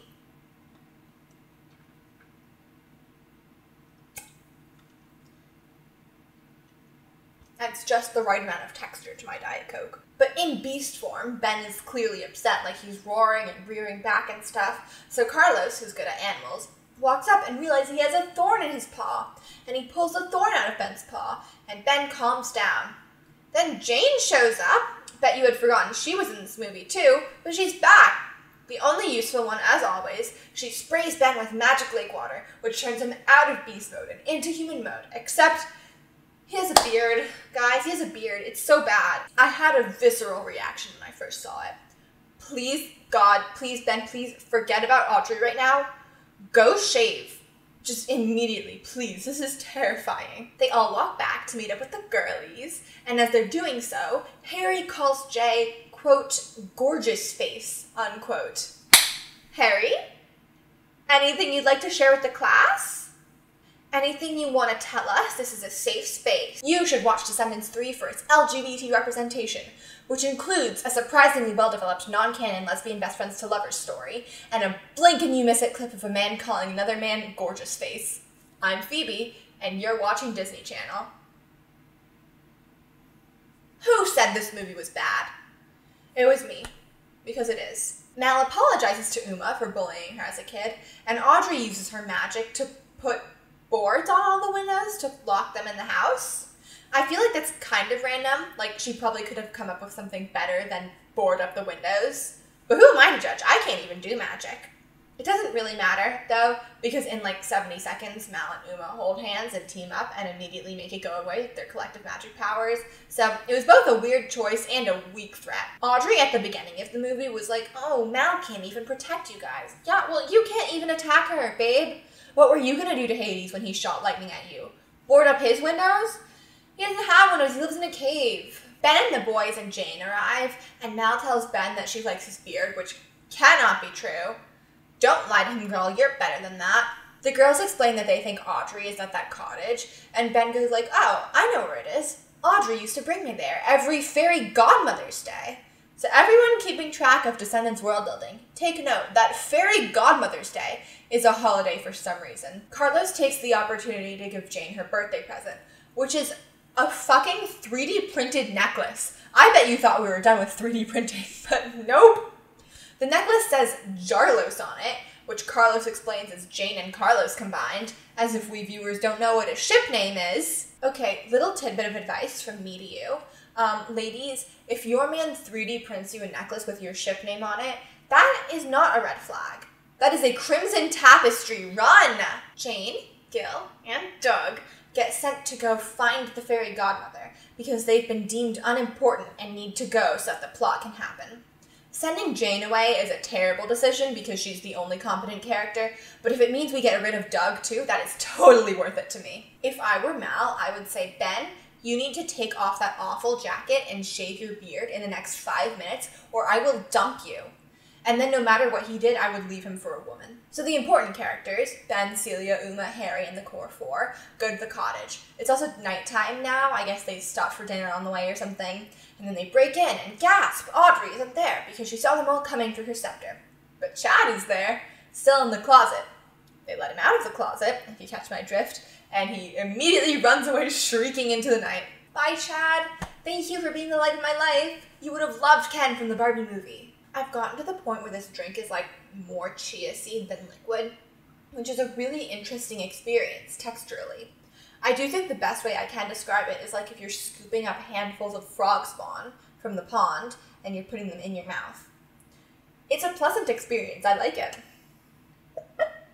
As the gang are leaving the cottage, Ben says, you know, someday you guys are going to have to tell me how you all teamed up. You know, how normal people talk. And Evie reveals Mal's promise to let all the kids leave Evil Island. And Ben goes, and here's what I would have done in this situation. I would have pulled Ben aside and been like, Ben, shut the fuck up for now. We can discuss the future of Evil Island once we've defeated Audrey. But for now, and Ben does whatever Mal says, who would have been like, okay, sure. That's not what Mal does. Mal instead confesses to how she lied and how she's still planning to close the barrier for some reason. And I guess it's morally correct to tell the truth, but it's also stupid, and more importantly, a bad narrative choice. So if you guys are familiar with, like, basic story structure, I guess, like, medium level story structure, basic story structure is probably just that triangle they give you in 2nd grade, but most movies follow a certain set of beats relating to the main character and their journey. The beat we're on right now has a lot of different names. Sometimes it's called the all is lost moment, sometimes it's called the disaster moment, but it's basically when everything goes wrong. And this moment is supposed to be triggered by the protagonist's flaws. Like, if their flaw is that they're too selfish or something, the moment would happen as a direct consequence of them, I don't know, taking the last piece of pizza. But this all is lost moment is triggered by Mal confessing what she did. It's not triggered by the lie itself, because she didn't have to confess. It's triggered by her coming clean and doing the right thing. Which is, it's weird to me. I don't like it. It would have worked much better if they had Ben fully just expose her while she was trying to deny it, so at least the narrative wouldn't be punishing her for coming clean. Then Mal tells them, we're going to close the barrier forever, as if A, she still thinks it's a good idea, and B, it's something that's going to happen, like, immediately. You can just say, oh, we're going to close the barrier for a little while so we can figure stuff out, or, oh, the kids who want to leave can leave, but we're going to tighten security. Honestly, it would make a million times more sense if Mal was like, wait, I changed my mind. You guys made me see that what I said was really stupid, but everyone was still angry that she lied to them in the first place. This is genuinely so baffling to me, because why at this point could she possibly still be considering closing the barrier forever? Like, that was a decision she made when she was still under the impression that Uma stole the scepter and crown, and not only did she find out that that wasn't true almost immediately afterwards, Uma is now on her side. She had to go back to Evil Island to get a magic rock because it was the only thing that could stop someone from Oron. Descendants 3 defenders will be all like, well, that's the point. It's illustrating her character flaw. But what flaw is this illustrating? That she doesn't think about plans for even a second after making them? Even operating on the best possible faith, I cannot figure out why Mal could in any way still think this is a good idea. Everyone's pissed, understandably, and then Harry goes up to Ben and goes, and I bet you're just gonna throw us back on Evil Island, right?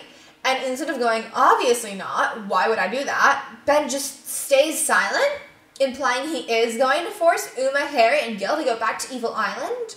Why? Why would he do that? Sure, Uma kidnapped him last movie and love potioned him, but Mel also love potioned him. And Ben's believed in Uma's redemption this whole time. He was glad to see them working together. Then Celia, who's 12 years old and being told that she's never going to be able to see her father again, even though they promised her she could go back to visit him, throws Mal's magic blue rock into the water, which breaks it because it can't get wet. Top 10 most useful objects in the Descendants franchise. Uma and Harry storm off, leaving Mal with her lame boyfriend and the rest of the Core 4, who are not very happy with her right now. Evie especially, because she's been the one championing this whole bring the VKs over thing, and her girlfriend lied to her face several times about it. Like, Ben's parents and the fairy godmother put Mal in a really hard position for sure. No way she should have been forced to make that decision. But also, she should have fucking told her friends. It is extremely out of character for her not to tell her closest friends about this. Mal goes, I did it for us. But when she says us, she's just gesturing between herself and Evie, like just the two of them, which proves two of my main Disney Descendants theories, which are, 1, this movie is for girls and boys are just there for decoration, and 2, Mal and Evie are gay. And Ben, by the way, who agreed to all of this, who is the king of the nation, is just standing there, watching his fiance's friends tear her to shreds. You are not innocent in this, mister! Stand up for your girl! God. The other VKs turn to take Uma and Harry's lead in the whole storming off thing, but before they can get very far, light flashes and Audrey turns them all to stone. Seems like she should have done that earlier, like if that was in her wheelhouse this whole time. Why didn't she do it before they even had a chance to stop her evil plans? What are her evil plans? What is her goal here? Is getting Ben to marry her like her endgame? It's not clear to us at all. Anyway, it's time for Mal to sing a big song. This song is called My Once Upon a Time. The song itself is fine. Like, I wouldn't seek it out to listen to on its own the way I would for, say, Night Falls, but I don't groan when it comes on when I'm listening to the Descendants soundtrack on shuffle, which I do regularly. However, in the context of this movie, it's extraordinarily bad. We'll get to that in 1 second, but first, so at the beginning of the song, Mal walks around and stares sadly at each of her friends' statues. And okay, so in film, in movies, and just storytelling in general, things tend to matter. Things tend to have meaning. Reasonable, right?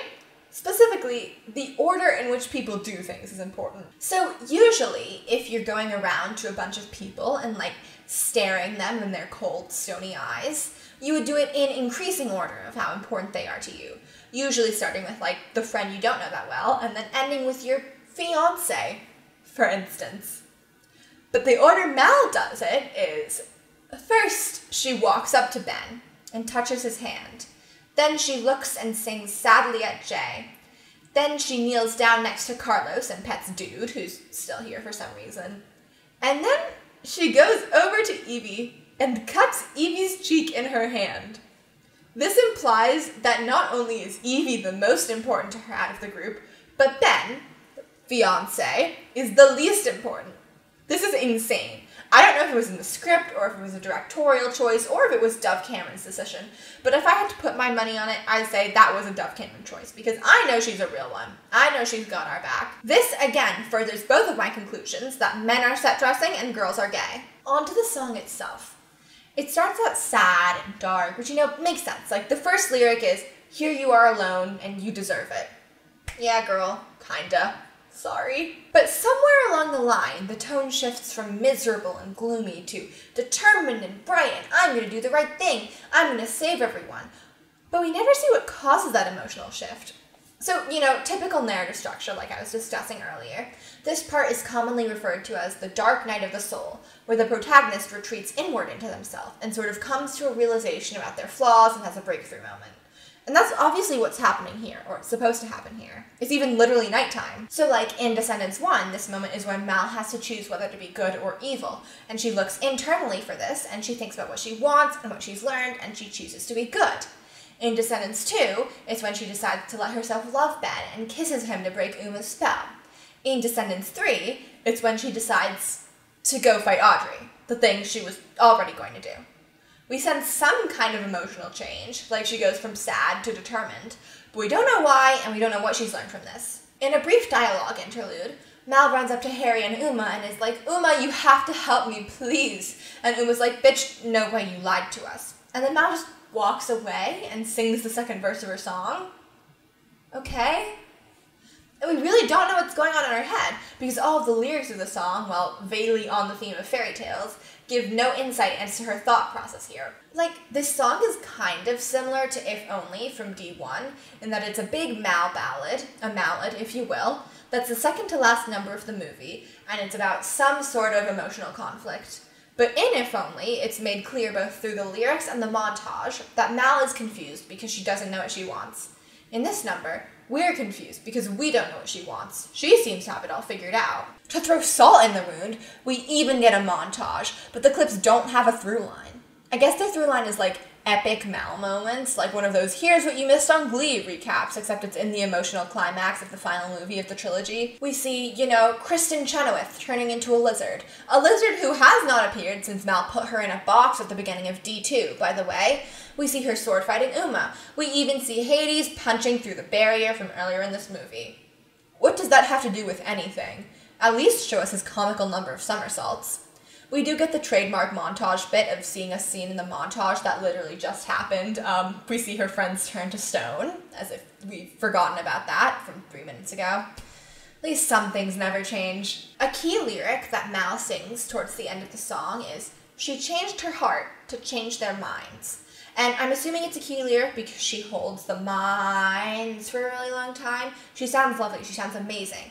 But what does it mean? Like, genuinely, I don't know what it means. What's she changing her heart about? Whose minds are she trying to change? Is this about the barrier?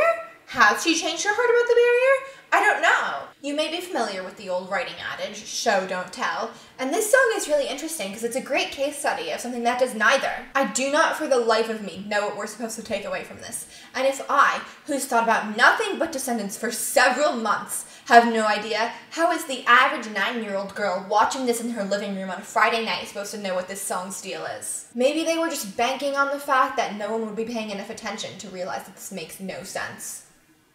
That's sad. That's really sad. God, this movie sucks. We don't even get the chance to figure out what Mal's goal is, because as soon as the song ends, we hear Celia yelling from the top of the castle, "Mal! Help me, Mal!" And so Mal immediately changes into a dragon and flies up to the top, where Audrey is holding Celia hostage. Speaking of motivation, why is she doing that? Usually when you're holding someone hostage, you want something in exchange. What does Audrey want? It can't be marriage with Ben because she turned him to stone on purpose. Is it even a hostage situation, or does she just want to kill this child? Luckily for the writers, who I assume know as much about Audrey's motivation as I do, we don't have time to wonder about any of that, because Mal starts breathing fire at Audrey, and Audrey, absorbs the fire with her scepter and then blasts green magic laser bolts at Mal. Down on the ground, Harry and Uma see the fight happening, and Uma takes out her magic necklace. Have I mentioned the magic necklace before? I might have forgotten to mention the magic necklace. Uma has a magic necklace. It's the same necklace that Ursula has in Little Mermaid, and it's magic.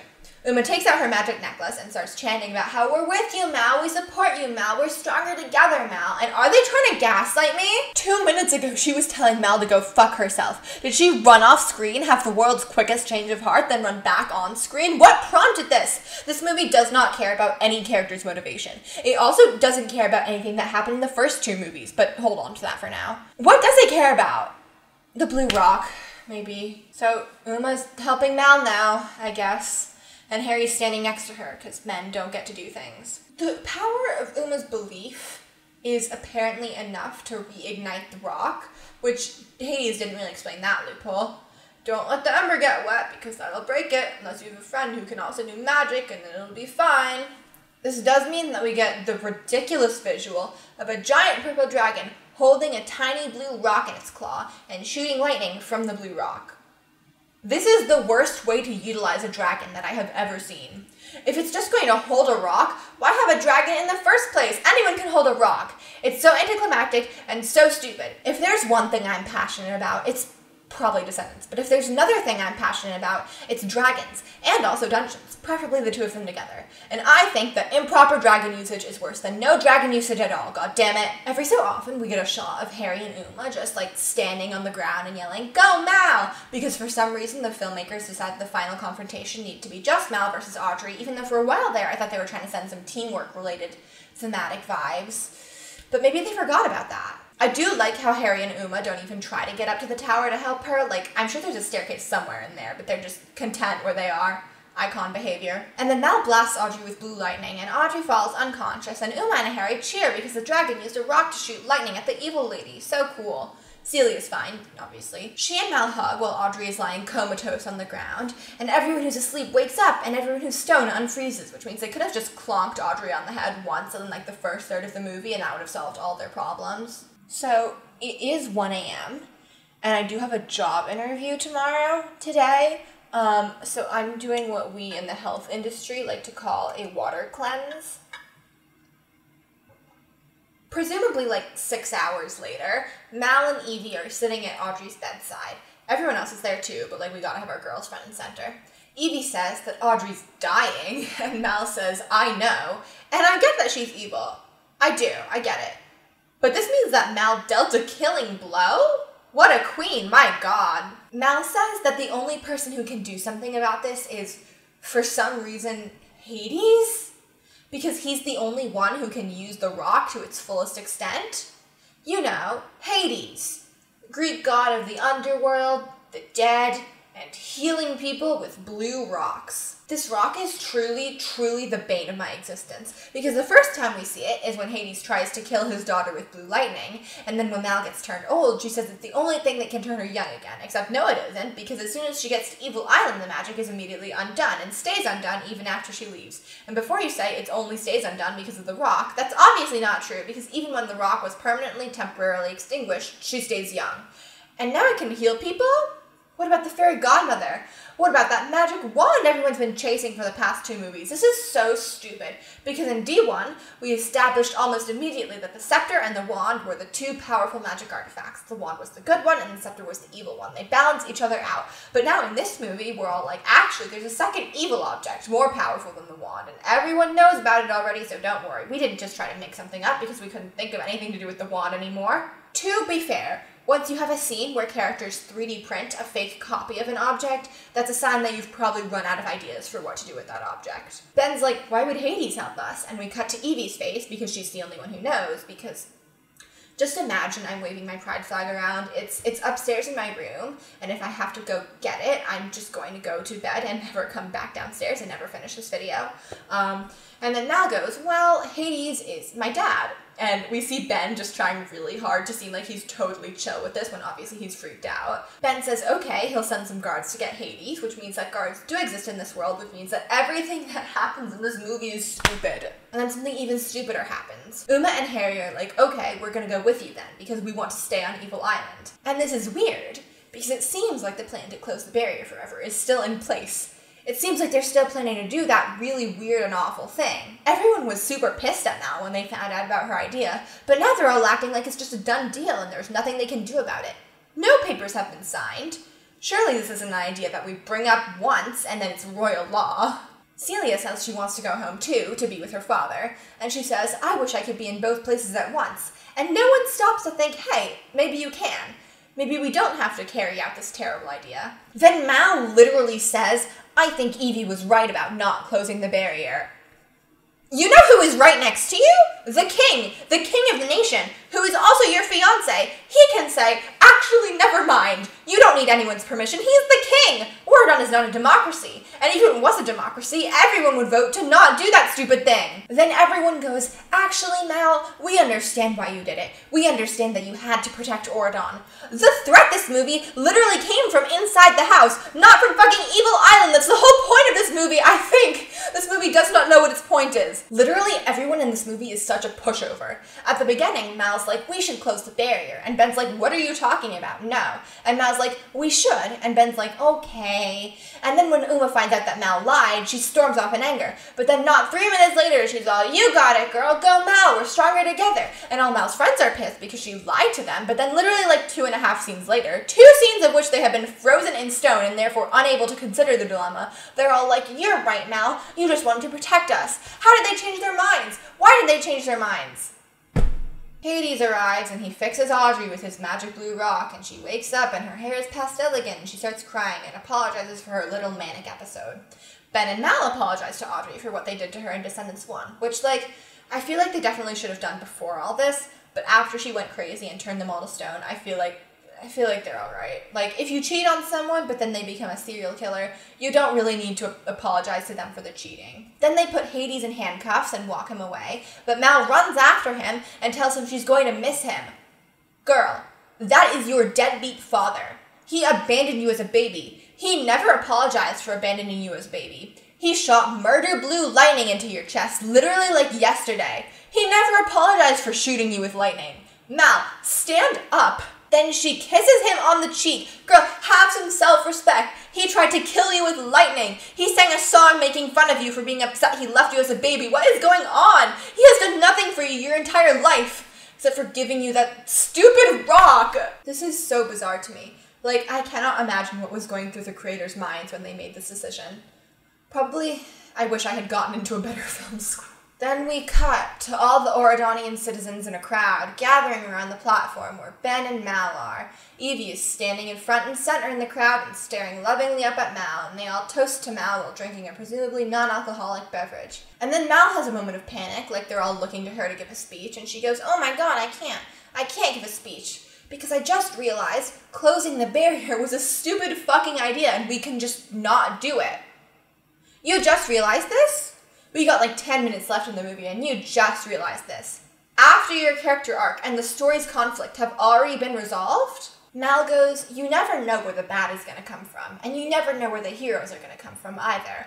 And I feel like that might be what the message of this movie is supposed to be, and that's fine, sure, but you barely use that at all. Like, Mal's arc isn't about realizing that people from Oron can be just as bad as people from the Isle. Her arc is about nothing, because she doesn't have one. Genuinely, this movie could have been so much better if they had kept the Audrey reveal until the end, and then had Mal think that, like, Hades was behind it, but it turns out he was just trying to help her. Maybe if he escaped in that first scene and also never shot her with blue lightning, she could be like, oh my god, he's wreaking havoc. But actually, it's Audrey doing all of that, and Hades is trying to stop Audrey. But no, they can't do that, because then the movie wouldn't get to revolve around the stupid blue rock! Mal reveals to everyone in Oron that Hades is her dad, and they all do a cartoonish gasp, and Mal goes, we're all capable of good and bad, no matter which side of the barrier we come from. And again, I hate that they tried to turn this into social commentary, because it does not translate. Like, yes, there are good and bad people in Oron and on Evil Island, but not in equal amounts. Because on one side of the barrier, you have all the people who didn't commit heinous crimes, and on the other side, you have all the people who did, and then also their children. But it's only been 21 years, and it can't be possible that every villain has had children, so it's still disproportionate. You might be thinking, this movie couldn't possibly get any worse. But then Mal says that we need to take down the barrier forever. Immediately. Like right now. Ben's dad, apparently the only one with any common sense in the moment, goes, we can't do that. And Ben just says, it's up to us, Dad. And then they just immediately take it down. Number one, this is exactly what Uma wanted to do last movie, and everyone said absolutely not, because number two, it's an insane person thing to do. Look, I'm not bigoted against evil people, okay? I swear. I have evil friends. But that's not a good idea. This is not a good idea. The closest analogy for what this is that it's a big prison. It's a big, terribly managed prison that absolutely needs reform, and also the children of the criminals are forced into prison for some reason. But it's a prison. So you have a bunch of murderers, and then also the children of these murderers. And they're in jail. Now imagine if the future queen of your nation went, everyone has good and bad inside them, and unlocked the door, and let all the serial killers come rushing out. That's not a good idea. That's objectively a bad idea. There are no systems in place to rehabilitate anyone, no way to make the transition smoother. Oh, and also, 3/4 of them have committed child murder or an equivalent crime. Just because not everyone on Evil Island deserves to be imprisoned doesn't mean that none of them do. But even the most militant of prison abolitionists, if you ask them, do you think we should just unlock the door to every prison and let all of the prisoners come rushing out and do nothing else right now, they would probably say, no. They would probably say, that's a really bad idea. Why not just do Uma's original suggestion in this movie and let all the villain kids who want to leave Evil Island, but keep the villains in there, at least until you can figure out a better long-term solution? Fortunately, right before Mal takes the barrier down, we do get an iconic shot of her and Evie standing next to each other, while Ben is just kind of third-wheeling behind them. Then Mal does her little rhyme spell and goes, to make the world a better place, we have to do it face-to-face, which is just really not what this is about. This is about letting a bunch of murderers run free. Mal and Evie do hold hands again, because they wouldn't let this movie end without a reminder that LGBT is out there. Everyone sings a big group number about togetherness and friendship and not letting your differences divide you, and it's musically the same as the other two ending numbers about togetherness and friendship, so I don't really have much to say about it. It's called Bring It Down, because they're bringing down the barrier. Everyone who walks out from Evil Island, they all look happy and joyful, and my question is, where are the villains? This is the island where you put the evil Disney villains. Where are they? I know you're hiding them, because all I see are a bunch of normal, happy people. Surely they can't all be VKs, right? Some of them are definitely over 21 years old, and there is no way the villains got that busy. It's so weird. It's like they forgot the premise of their movie. Like, they forgot that this is the island where evil people go. Doug's hairline has somehow receded even more than the last time we saw it, but I can't even muster up my usual level of disgust for him because I'm too distraught at the events of this film. And then Carlos, Jay, and Dude are talking. And Jane says she's nervous to meet Carlos's mother. And Dude says, you're nervous. His mother's Cruella de Vil. That's not funny. That's not funny. That woman kills puppies. She wears them as coats. Why is Carlos even entertaining the thought of seeing his emotionally abusive, puppy-killing mother again? She was awful to him. Why does he just assume he's going to want to see her again? I feel like I'm going insane. But Jay and Gil do agree to go on a gay exploring gap year together, so that's great. At least we get one good thing from this godforsaken movie. But it's immediately negated by this weird moment implying Harry and Audrey are going to hook up, which I don't think anyone wanted at all. And there's an even worse moment after where Mal runs up to Hades and embraces him. What is going on? He abandoned her as a baby. This movie put absolutely no time in a redemption arc for him, even though he literally physically harmed her at the beginning of the movie, and also told her to get over the fact that he left her and never showed any remorse at all. I cannot fathom why they decided to give Mal's deadbeat dad a redemption arc while not redeeming him at all. They could have so easily gone the route where he didn't want to leave her, but Kristen Chenoweth wouldn't let him see her, and then obviously he couldn't leave the island once she left. But instead they're just like, he didn't like Kristen Chenoweth, so he abandoned his daughter. This is so bad. The core four all hold hands and walk through the tunnel, and Mal and Evie are standing next to each other, so they're holding hands, so that's another mark. There's a final after-credit scene where the VKs emerge from the tunnel, and it is sweet, especially since the movie was released shortly after Cameron Boyce's tragic death, just to see them all together. But then it's ruined by them talking about how much they miss their parents, and it's not even like a Stockholm Syndrome type thing. Like, the narrative frames it as a good moment. Mal asks if they think their parents miss them, and Jay says, yeah, of course they miss us. Did the people who make this movie watch the first movie? They're not good parents. They're abusive. They don't need a redemption arc. I praised D1 for how it was willing to depict irrefutably bad parents, but this movie just backtracks on all of that. It just kind of pretends like nothing in the first movie happened or mattered at all.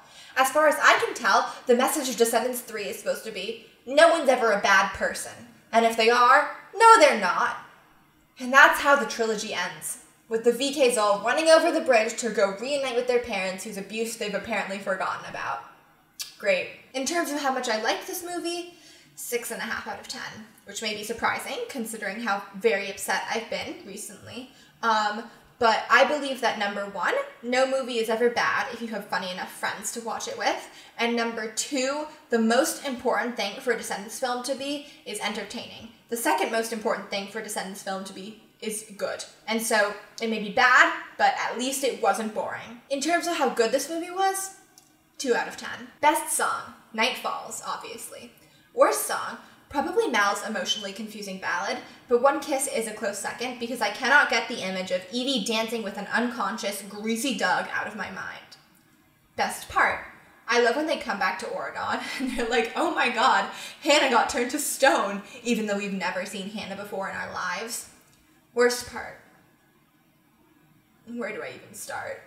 I guess the worst part would have to be Hades' stupid blue rock, because everything else that sucks at least has some, like, potential. Like, I can think of ways to do it differently and better.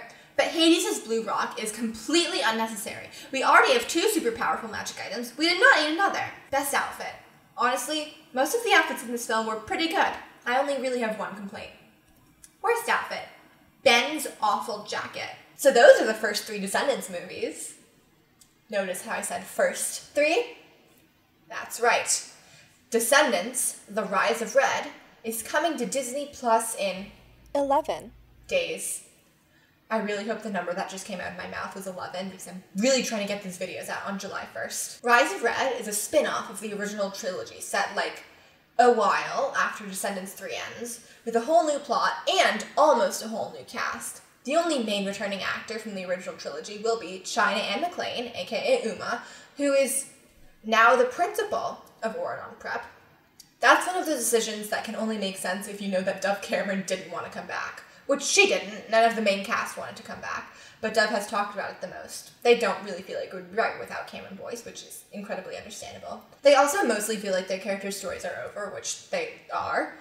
Except Uma, I guess. We all watched Descendants 3 and thought, yeah, there's a girl who needs to go into the education field. There's been some controversy about Rise of Red, with a lot of people feeling that continuing the franchise in any way after Boyce's death is disrespectful to him and his memory. I'm a little torn about this, because on one hand, I do think they could have just let the franchise end where it was, both because of Boyce and because it was just kind of over. What happens with these successful franchises, they never know where to stop and end up making more and more content until whatever soul was left in them have been completely squashed under the boot of capitalism. I know that's a funny thing to say about Disney's Descendants, which could probably be awarded cash grab status on even its best days, but sometimes you just have to let sleeping movies lie. Do you understand, X-Files creator Chris Carter? Do you hear me? On the other hand, like I said, Descendants was never really an artistic labor of love, and I don't think any continuation of it is inherently harmful to Cameron Boyce's memory. A direct continuation of the story, maybe, but a spin-off seems pretty harmless. Also, I don't know if you figured this out about me yet, but I greatly enjoy Disney's Descendants. I like talking about it. And whoo boy, is there going to be stuff to talk about. Now, you might be wondering, Phoebe, what's this movie about? Well, I wasn't really sure until the trailer came out 4 days ago. The plot summary reads, when the Queen of Hearts incites a coup against Oron, her daughter Red must team up with Cinderella's perfectionist daughter Chloe and travel back in time using a magical pocket watch created by the Mad Hatter's son to try to undo the traumatic events that sets Red's mothers down her villainous path.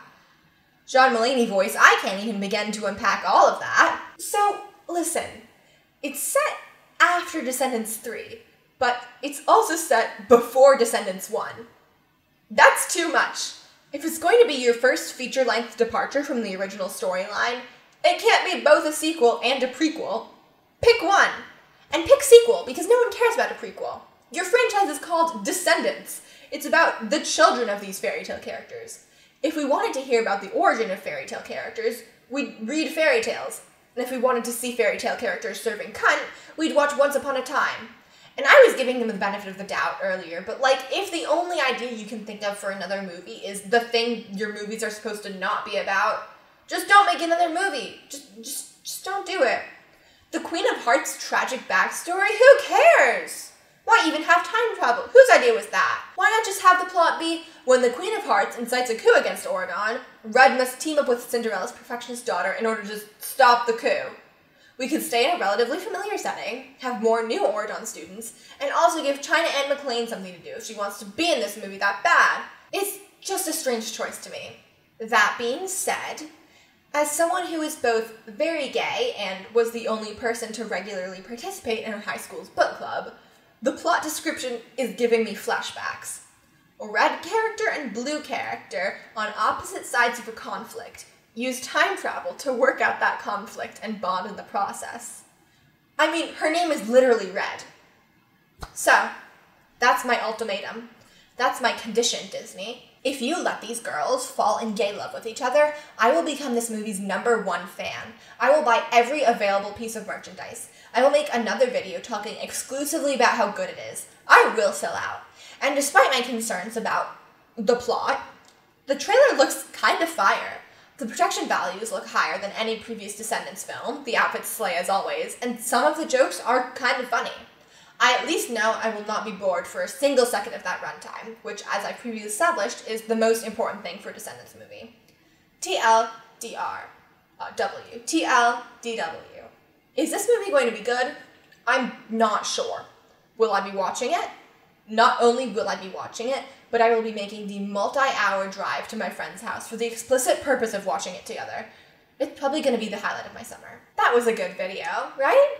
I'm glad we're done with Descendants now. Unless... Yes!